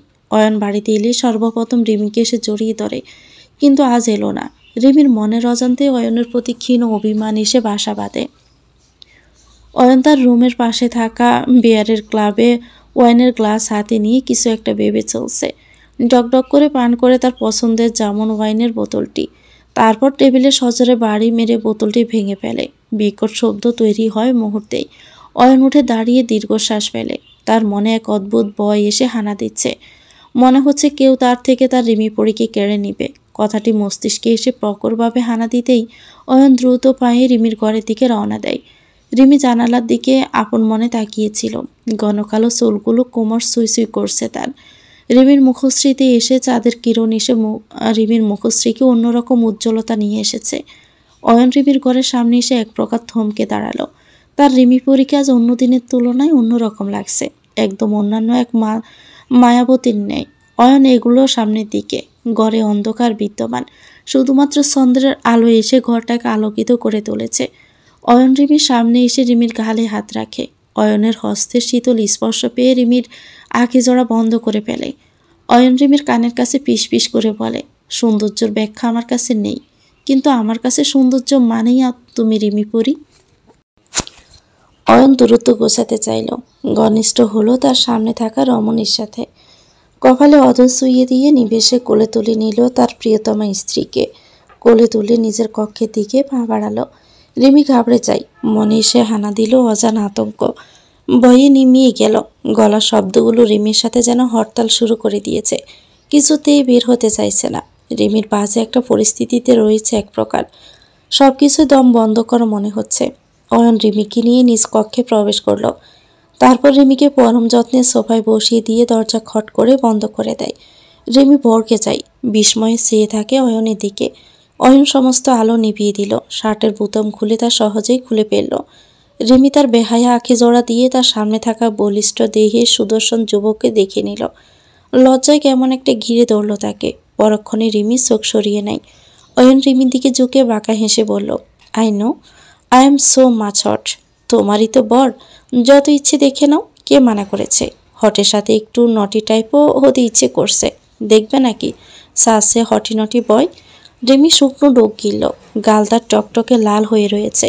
কান দিয়ে যেন ধোঁয়া বের হচ্ছে অয়নের লাগামহীন কথাবার্তায়। রিমি পিছিয়ে গেল, অয়ন তাতে বাধা দিল। রিমিকে পুনরায় কোলে তুলে নিয়ে বিছানায় গিয়ে শুইয়ে দেয়। তারপর রিমির গলায় মুখ গুজে শীতল কণ্ঠে বলল, আজকে আমাদের মাঝে সমস্ত দূরত্ব আমি দূর করে দিব। তোমাকে আপন করে নিব রিমি পড়ি, যেন কেউ চাইলেও তোমাকে আমার কাছ থেকে কেড়ে নিতে না পারে। অয়নের অবাধ্য অদরের স্পর্শ নিজের শরীরে টের পেতেই পুরো শরীর কম্পন সৃষ্টি হলো মুহূর্তে রিমির। চটপটে মুরগির ন্যায় চটপট করতে লাগলো। সে তো অয়নকে এখনো মন থেকে মেনে নিতে পারেনি, তাহলে কি করে সে অয়নকে আপন করে নিবে? আচ্ছা, সে তো অয়নের কাছে সময় চেয়েছিল, কিন্তু সেই সময়টুকু কি অয়ন তাকে দিবে না? রিমির ভাবনার মাঝে অয়ন রিমির হাত নিজের হাতের ভাঁজে নিয়ে নিল। অয়নের আখি জোড়া আজ শুধুমাত্র একরাশ ভালোবাসার নেশায় হাতছানি দিচ্ছে, যে নেশার রেশ ধরে রিমি অন্য এক ভালোবাসার সমুদ্রে পদার্পণ করবে। রিমি হুট করে সশব্দে কেঁদে ওঠে। অয়ন থেমে যায়, হাত নাড়িয়ে রিমির গাল স্পর্শ করে। দ্রুত রিমি থেকে উঠে গিয়ে রিমির গালে হাত দিয়ে অস্থির হয়ে বলে, রিমি পড়ি, তুমি ঠিক আছো তো? এই পড়ি, কাঁদছো কেন তুমি? রিমি কান্না থামায় না। সময়ের সাথে সাথে তার কান্নার তীব্রতা বেড়ে গেল দ্বিগুণভাবে। অয়ন উত্তেজিত হয়ে গেল তার রিমি পরীর কান্নায়। প্রিয়তমার কান্নার শব্দে তার ভিতরটা ছারখার হয়ে যাচ্ছে। অয়ন রিমিকে শান্ত করিয়ে বলল, কেঁদো না পরী, আমার বুকে বড্ড যন্ত্রণা হয়, সারখার সারখার লাগে সব কিছু। আমি তোমাকে শোবো না, প্রমিস। তুমি একটু শান্ত হও। রিমির কথায় তার কান্নার গতি থামল, কিন্তু ফুফানি কমছে না। সে ফুফিয়েই চলছে। অয়ন রিমিকে তার বুকে টেনে নিল। রিমিও অয়নের বুকে মাথা গুজে ফুফিয়ে কাঁদতে লাগলো। অয়ন রিমিকে তার বুকে নিয়ে পুনরায় শুয়ে পড়ে। তারপর দৃঢ় কণ্ঠে বলল, আমার বুকে শান্তিতে ঘুমিয়ে পড়ো রিমি পড়ি, কেঁদো না। রিমি নিশ্চিন্ত হলো খানিকটা। অয়নের কথা লেপ্টে রইল অয়নের বুকে। একরাশ শান্তির ঘুম এসে মুহূর্তে তার কোণে ধরা দিল। রিমিও ঘুমিয়ে গেল। অয়ন রিমির মাথায় হাত বুলিয়ে রিমির ঘুমন্ত চেহারার দিকে তাকিয়ে মুচকি হেসে বলল, তোমার অনুমতির অপেক্ষায় রইলাম রিমি পড়ি, অনুমতি পেলেই তোমাকে গভীরভাবে চুইয়ে দিব। কথাটি বলে অয়ন রিমিকে শক্ত করে জড়িয়ে ধরে পরম শান্তিতে ঘুমের রাজ্যে পদার্পণ করল। মেঘ হসপিটাল থেকে এসেছে অনেকক্ষণ হয়েছে। মনটা কেমন কুগাইছে তার। তার মনে হচ্ছে এক্ষুনি আমানের পড়াশোনা কোনো ক্ষতি হয়ে যাবে। মেঘ দুশ্চিন্তা নিয়ে নিজের বিছানায় বসে পড়ল। মেঘের ফোন বেজে উঠল। মেঘ ফোন হাতে বের করে রিসিভ করে, তারপর চিন্তিত গলায় বলল, ড্রাইভার কাকু, কি হয়েছে? আপনি এত রাতে ফোন করেছেন কেন? মেঘমা, একটা বিরাট গন্ডগোল হয়ে গেছে। মেঘের চিন্তা দ্বিগুণভাবে বেড়ে গেল। মনে সে হানা দিল নানা কুরুচিপূর্ণ চিন্তাধারা। মেঘ উঠে দাঁড়িয়ে আস্তে করে বলল, মিস্টার রামান শিকদার ঠিক আছে তো? মা, তুমি এত উত্তেজিত হইও না। স্যার একদমই ঠিক আছে, কিন্তু কিন্তু কি? অয়ন স্যার সব কিছু জেনে গিয়েছে। তিনি জেনে গিয়েছেন আপনি আমান স্যারকে নিয়ে পালিয়ে এসে হসপিটালে ভর্তি করিয়েছেন। মেঘ দপ করে বিছানায় বসে পড়ে। মাথা তার কাজ করছে না। তার ভাই জেনে গিয়েছে মানে সে নিশ্চয়ই আমানের ক্ষতি করে ফেলবে। কিন্তু অয়ন এখনো কেন শান্ত হয়ে রয়েছে? এতক্ষণ তো তার লঙ্কাকাণ্ড বাঁধিয়ে ফেলার কথা, সেখানে একদম শান্ত হয়ে আছে। ব্যাপারটা বেশ সন্দেহজনক লাগলো মেঘের কাছে। তবুও তাতে গুরুত্ব না দিয়ে মেঘ চটজলদি বলে উঠল, ড্রাইভার কাকু, আপনি এক্ষুনি গাড়ি বের করেন। কিন্তু কেন মা? মেঘ কিছুক্ষণ চুপ থেকে গম্ভীর গলায় বলল, আমি মিস্টার আমানকে নিয়ে আমার ফার্ম হাউসে যাব, যা গত বার্থডেতে গ্র্যান্ডমা আমাকে দিয়েছিল। আশা করি ভাইয়া সেখানে আমাদের খুঁজে পাবে না। কখন বের হবে? কালকে সকালের দিকে। বাড়িতে যাব বলে কয়েকদিনের ট্যুরে যাচ্ছি। ড্রাইভার হয়তো আর কিছু বলতে চেয়েছিলেন, কিন্তু মেঘের গম্ভীর আদেশে তিনি থেমে গেলেন। মন মস্তিষ্কে তার নানান চিন্তা এসে জটলা পাকাচ্ছে। তিনি বুঝতে পারছেন না মেঘের মতো এইটুকু একটা মেয়ের কেন এত দুশ্চিন্তা অপরিচিত এক যুবকের জন্য। কিন্তু ড্রাইভার একটা বিষয় খুব ভালো করে বুঝতে পারছেন, মেঘ আপাতত আগুন নিয়ে খেলছে। প্রকৃতি খুলেছে তার দক্ষিণা দুয়ার। ফাগুন হাওয়ায় ফুটেছে অশোক পলাশ, দল মেতেছে নানা রঙের নানা ফুলে। ফলে ফুলে ঢলে ঢুলে প্রকৃতিতে ঋতুরাজ বসন্তের আগমন বার্তা। রিমি এবং জয়িতা হসপিটালের পাশে হেঁটে চলছে। জয়িতা ভয়ে ভয়ে এদিক ওদিক তাকাচ্ছে। অয়নকে সে যথেষ্ট ভয় পায়। রিমি থেকে সে যথেষ্ট দূরত্ব নিয়েই হেঁটে চলছে। যদি আবারও সেদিনের মতো অয়ন এসে তার দিকে ছুরি তাক করে, তখন কি হবে? কথাটি ভেবেই শুকনো ডোক গেলে রিমি দীর্ঘশ্বাস ফেলে। অয়ন সবার ভিতরে এমন এক আতঙ্ক সৃষ্টি করে দিয়েছে, যার ফলে সবাই এখন রিমির সাথে তেমন একটা মিশেও না। নীরবতা ভেঙে সর্বপ্রথম জয়িতা মুখ খুলল। রিমির দিকে প্রশ্ন নিক্ষেপ করে বলল, আচ্ছা রিমি, কালকে তো ভ্যালেন্টাইন্স ডে, তোর কি কোনো প্ল্যান আছে নাকি সাইকো জিজুর সাথে? মানে আমার তো মনে সাইকো জিজু তোকে একটা বিরাট বড় বাড়ি গিফট করবে, দেন বলবে রিমি পড়ি তোমার বাইরে যাওয়ার কোনো দরকার নেই, শুধু শুধু লোকের নজর পড়বে, তার থেকে ভালো তুমি বরং এই বাড়িতেই বন্দি থাকো। কথাটি বলে হু হু করে হেসে দিল। রিমি বিরক্তি নিয়ে বলল, খুবই বাজে জোক ছিল রে। তাহলে এই অপরাধে তো সাইকো জামাই কি আমার হাত কেটে দিবে? রিমি জয়িতার কথার পরিপ্রেক্ষিতে কিছু বলবে তার আগেই থেমে যায়। ফোনটা বেজে উঠল তার তৎক্ষণাৎ। ফোন রিসিভ করে শুনতে পারলো অপর পাশ থেকে কেউ বলছে, ভাবি অয়ন ভাইকে কেউ গুলি করেছে, ভাইয়ের অবস্থা ভালো না। রিমি এক মুহূর্তের জন্য থমকে গেল। অয়নকে কেউ গুলি করেছে কথাটি কানে আসতে তার হিতাহিত জ্ঞান শূন্যের কোঠায় পৌঁছে গিয়েছে। রিমিকে অস্থির হতে দেখে জয়িতার ললাটের মাঝ বরাবর বলি রেখায় ধারণ করে বেশ চিন্তার বাজ।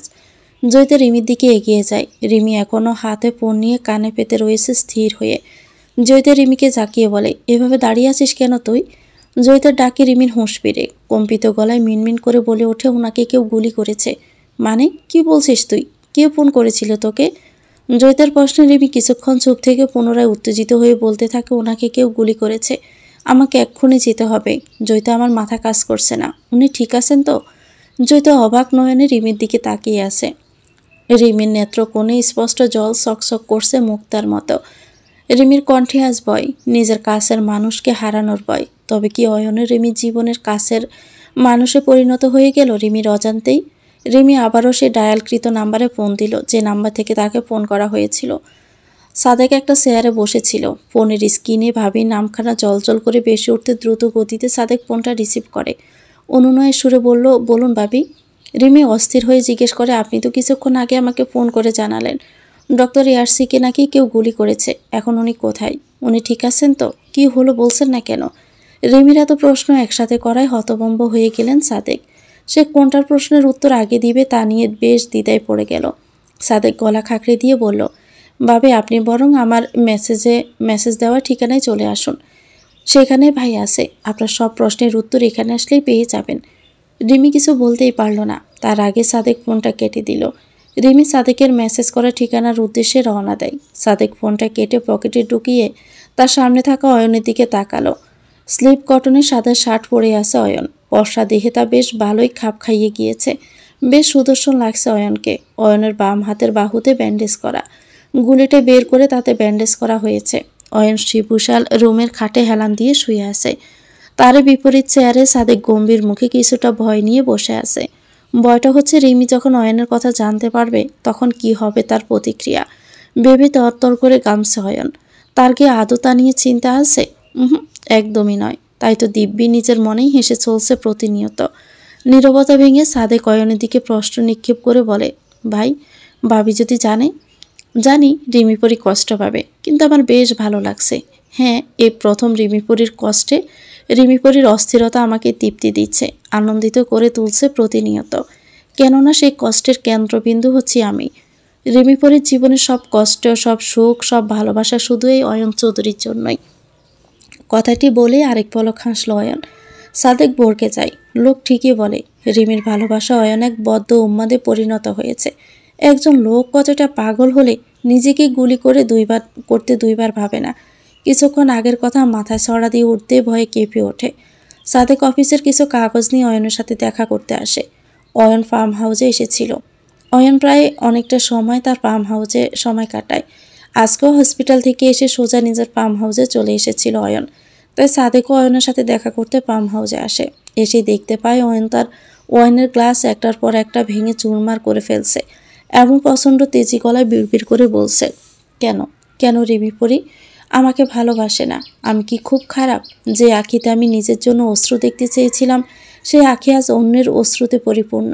কেন রিমিপরি তুমি আমাকে কেন ভালোবাসো না? অয়নের কষ্টেও সাদিকের ভিতরে ছিনছিন ব্যথা অনুভব করে। সে অয়নকে খুব ভালো করেই জানে। মানুষটা খারাপ নয়, কেউ তাকে খারাপ বানিয়ে তুলছে প্রতিনিয়ত। সাদেক এগিয়ে এসে বলে, ভাই আপনি হয়তো ভুল বুঝছেন ভাবিকে, ভাবিও আপনাকে অনেক ভালোবাসায়। দেখবেন কালকে যদি আপনার কিছু হয় তাহলে সর্বপ্রথম ভাবি কাঁদতে কাঁদতে আপনার কাছে দৌড়ে চলে আসবে। সাদেকের কথাটি কানে আসতে অয়ন পিছনে ঘুরে সাদেকের বাহু চেপে ধরে উৎফুল্ল হয়ে বলে, কি বললে সাদেক? আজ যদি আমার কিছু হয় তাহলে রিমিপরি কষ্ট পাবে তাই না? আর মানুষ তো তখনই কষ্ট পায় যখন তার প্রিয় কারো ক্ষতি হয়। তার মানে রিমিপুরি যদি আমার জন্য কষ্ট পায়, তাহলে প্রমাণ হয়ে যাবে রিমিপুরিও আমাকে ভালোবাসে, অনেক ভালোবাসে, তাই না? কথাটি বলে অয়ন নিজের পকেট থেকে নিজের বন্দুকটা বের করে নিজের হাতের বাহু বরাবর গুলি করে।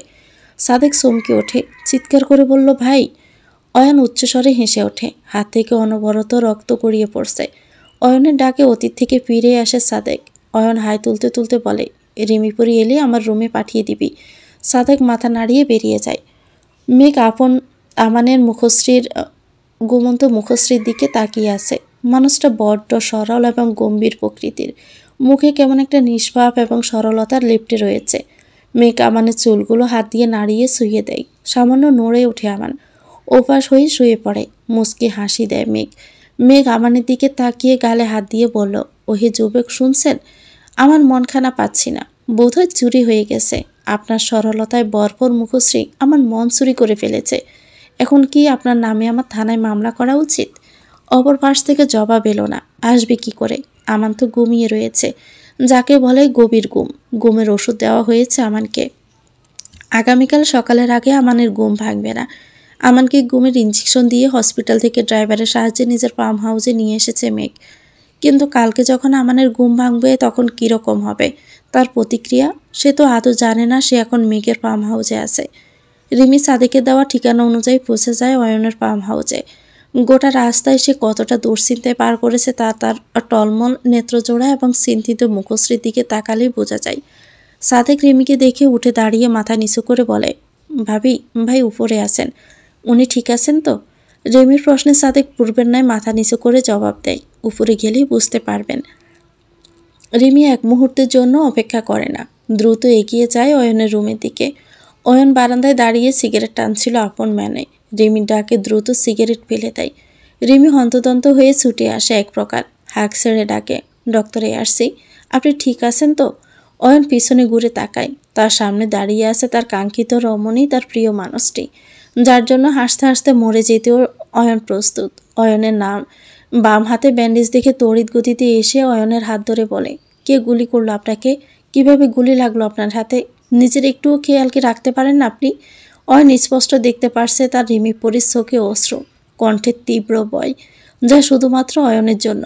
অয়ন রিমির ললাটে অদর ছুঁয়ে বলে, শান্ত হয়ে চুপটি করে বসো তো রিমিপুরি, তোমাকে খানিকক্ষণ দেখে চোখের তৃষ্ণা নিবারণ করি। অয়নের শীতল কণ্ঠে বলা কথাটি মস্তিষ্কে প্রবেশ করতে রিমি থমকে যায়। অয়ন রিমির ললাট ধরে অদর ছুঁয়ে দেয়। রিমি খামছে ধরে অয়নের ব্যান্ডেজ করা বলিষ্ঠ বাহু। রিমির নখের ধারালো খামছেতে ক্ষীণ ব্যথা পেলেও চোখ বুজে আবেশে চোখ বন্ধ করে নেয় অয়ন। রিমি থুতনি উঁচু করে রিমির অশ্রুসিক্ত আখিজোড়ার দিকে তাকিয়ে অয়ন হাসি মুখে বলে, আমার প্রতি তোমার আকুলতা, তোমার ভিতরের তীব্র ব্যথা আমাকে বড্ড তৃপ্তি দিচ্ছে রিমিপুরি, বড্ড সুখী মনে হচ্ছে নিজেকে। অয়নের কথায় বেশ বড়ভাবে বিস্মিত হলো রিমি। আমতা আমতা করে বলল, মানে কি বলছেন আপনি? অয়নের মুখের হাসি প্রশস্ত হলো বেশ বড়ভাবে। রিমির কানের কাছে পিস পিস সুরে বলতে লাগলো, তোমার ডক্টর এআরসিকে গুলি করবে এমন সাধ্য কারণ নেই রিমিপুরি। আমি তো শুধু তোমার জীবনে নিজের গুরুত্বটা উপলব্ধি করার জন্য নিজেই নিজের বাহুতে গুলি করে দিয়েছি। রিমি সঙ্গে সঙ্গে পিছিয়ে গেল, নেত্রকোণে জল জল করে উঠল। চোখ চলে গেল অয়নের বলিষ্ঠ বাহুর ব্যান্ডেজের দিকে। রক্তগুলো শুকিয়ে গেছে, ক্ষতগুলো কিছুটা অস্পষ্ট। রিমি চোখ সরিয়ে নেয়, গলা পেটে কান্না চলে আসলো তার। লোকটা সত্যিই পাগল, যাকে বলে একটা সাইকো। না হলে কেউ নিজের হাতে কেউ গুলি করে? হুট করে রিমির মাঝে বেশ অভিমান এসে ভিড় করতে লাগলো। রিমি হঠাৎ করে অয়নের কলার চেপে ধরে চাচালো কণ্ঠে বলতে থাকে, কেন করলেন? কেন নিজের এত ক্ষতি করলেন আপনি? এত রক্ত জড়িয়ে কী লাভ হলো? এত পাগল কেন আপনি? সামান্য রক্ত জড়িয়ে যদি তোমার আখিতে নিজের প্রতি ভালোবাসা দেখা যায়, তাহলে আমি প্রতিবার রক্ত ঝরাবো। অয়নের পাগলামো কথা শুনে বরকে যায় রিমি। কপট রাগ দেখিয়ে বলল, আপনার শরীর থেকে রক্ত ঝরার ফলে আপনার প্রতি যা কনসার্ন ছিল সব কিছু একজন মানুষ হিসাবে আপনার প্রতি আমার কোনো আলাদা ভালোবাসা নেই। রিমির কথা শুনে অয়নের কেমন প্রতিক্রিয়া হলো না। শান্তভাবে হাত ভাঁজ করে শান্ত দৃষ্টিতে রিমির দিকে তাকিয়ে রইল। অয়নের কাজে রিমি কিছুটা অবাক হলেও চুপ করে থাকে। অয়ন পুনরায় রিমির দিকে এগিয়ে যায়, তারপর রিমিকে পাজাকোলা করে তুলে নেয়। রিমিকে কিছু বলার সুযোগ না দিয়ে অয়ন রিমিকে ডাইনিং টেবিলে চুপটি করে বসিয়ে দেয়। তারপর হাঁটু গেড়ে বসে রিমির হাত দুটো শক্ত করে আঁকড়ে ধরে বলল, চুপটি করে বসে থাকো তো রিমি পরি, তোমায় পরাণ ভরে দেখি কিছুক্ষণ। সারাক্ষণ তো দেখতেই থাকেন, তবে আজ আমাকে দেখার জন্য এতটা আকুল কেন হচ্ছেন আপনি? রিমির প্রশ্নে আরেক দফা মুচকি হাসে। রিমির চুলে হাত দিয়ে কানে গুজে দিতে দিতে বলে, হাজারো বছর দেখিলেও তোমাকে দেখার প্রখর তৃষ্ণা নিবারণ হবে না রিমি পরি। রিমি থমকালো, শুকনো ঠোঁট জোড়া বেঁচিয়ে নিল, মাথা জিম ধরে গেছে। বসে থাকতে তার ইচ্ছে করলো না, মন চাইছে ছুটে গিয়ে কোথাও লুকিয়ে বসে থাকতে, তাহলে বোধহয় তার লজ্জাটা কিছুটা হলেও কমত। কিন্তু তা কি আদৌ সম্ভব? রিমি দেখতে পারছে অয়ন কতটা শান্ত হয়ে মুগ্ধতা নিয়ে বসে আছে তার রিমি পরির দিকে। লোকটা যত পাগলামি সব তো তার প্রিয়সী তার স্ত্রীকে ঘিরেই। বাচ্চা ছেলে যেমন তার পছন্দের খেলনা পেয়ে গেলে শান্ত হয়ে যায়, তেমনি অয়নও তার রিমি পরিকে পেয়ে একদম শান্ত, একদম নির্বিকার হয়ে রয়েছে। গাছ থেকে ঝরে পড়ছে পুরাতনী যত ধূসর পাতা, আর তার জায়গায় বদল করছে সবুজ কিশলয়। আচানক কোথাও ডেকে চলছে কোকিল। রং বেরঙের ফুলে ভরে উঠেছে বাগানগুলো। দীর্ঘ শীতের কুয়াশা মোড়ানো প্রান্তর পাড়ি দিয়ে অবশেষে আমাদের দোরগোড়ায় এসেছে ফাগুন, এসেছে ঋতুরাজ বসন্ত। আজ শুধুই কি বসন্ত? আজ ভালোবাসার দিবসও বটে। মানব মানবীর চিরন্তন ভালোবাসা উঠছে রঙিন প্রজাপতি হয়ে। অন্যান্য যুবক যুবতীর মতো আজ সানার জীবনেও ভালোবাসার রঙে রঙিন হয়ে উঠেছে। আজকে সানা শাড়ি পরেছে শুধুমাত্র ফারহানের জন্য। আজ ভালোবাসা দিবসও সানা ফারহানকে মনের কথা খুলে বলে ফেলবে। সানা শাড়ি পরে অফিসের উদ্দেশ্যে বেরিয়ে পড়ে। অফিসে যাওয়ার পথে সানা দেখতে পায় ফারহানের গাড়ি একটি হসপিটালের সামনে থেমে রয়েছে। ফারহানের গাড়ি হঠাৎ হসপিটালের সামনে কেন? প্রশ্ন জাগে সানার মনে। সেই প্রশ্নের উদ্ঘাটন করতে সানা এগিয়ে যায় হসপিটালের উদ্দেশ্যে। সেখানে গিয়ে দেখতে পায় ফারহান একটি কেবিনের ভিতরে প্রবেশ করছে। হাতে তার টকটকে লাল গোলাপ। সানার বেশ খটকা লাগে। ফারহান কার জন্য গোলাপ নিয়ে গেল? সানাও এগিয়ে গেল কেবিনের উদ্দেশ্যে। কেবিনে গিয়ে ফারহানের কান্নার আওয়াজ কানে আসতে এক প্রকার থমকে যায় সানা। ফারহান কাঁদতে কাঁদতে তার সামনে থাকা রমণীর হাত জোড়া আঁকড়ে ধরে বলে, হ্যাপি ভ্যালেন্টাইন্স ডে মাই লাভ। আজকের দিনটা তোমাকে ছাড়া আমি কাটাতেই পারছিলাম না, তাই তো ছুটে এলাম তোমার দ্বার প্রান্তে। দেখো, তোমার প্রিয় গোলাপ উল্টো নিয়ে এসেছি। এই সুমু, কথা বলো না, তুমি কি এখনো আমার উপর অভিমান করে থাকবে? ওপাশ থেকে কোনো প্রকার উত্তর এলো না। উত্তর আসবে কি করে? কোমায় থাকা মানুষ কি কখনো কথা বলতে পারে? ফারহান আশাহত হলো। সানা দপ করে বসে পড়ে, মুখ চেপে কান্না সংযত করার প্রয়াস করতে লাগলো। সে তো জেনেছিল সুমাইয়া বেঁচে নেই, তাহলে কি করে সে জীবিত রয়েছে?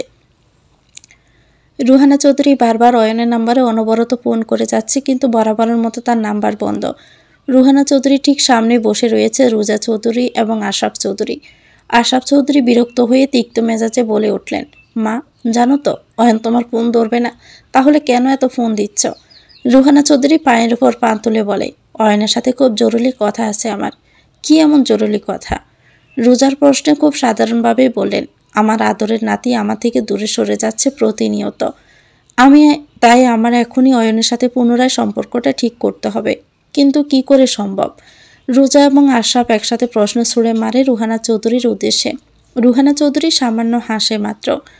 অয়নের পুরো ফার্ম হাউসে শুনশান নীরবতা। আজ অয়ন ঠিক করেছে রিমি এবং সে আজকে ফার্ম হাউসে রাতটি কাটিয়ে দিবে। ফার্ম হাউসে চারদিকে শুধু দেহরক্ষীদের ছড়াছড়ি। তারা বন্দুক হাতে পাহারা দিয়ে চলছেন অনবরত। রিমির কাছে দম বন্ধ করা লাগছে ব্যাপারটা।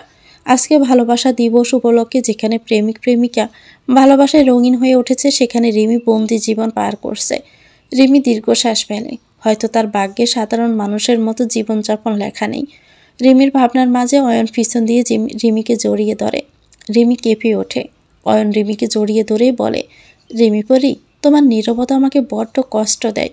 কি হয়েছে খুলে বলো তো আমাকে। আজকে তো ভ্যালেন্টাইন্স ডে, একটা গিফট চাইব, দিবেন আমাকে? রিমির প্রশ্নে অয়ন কিছুটা হলেও পরক্ষণে খুশি হয়ে বলে, কি চাইব বলো রিমি পরি, তুমি যাই চাইবা তা দিব।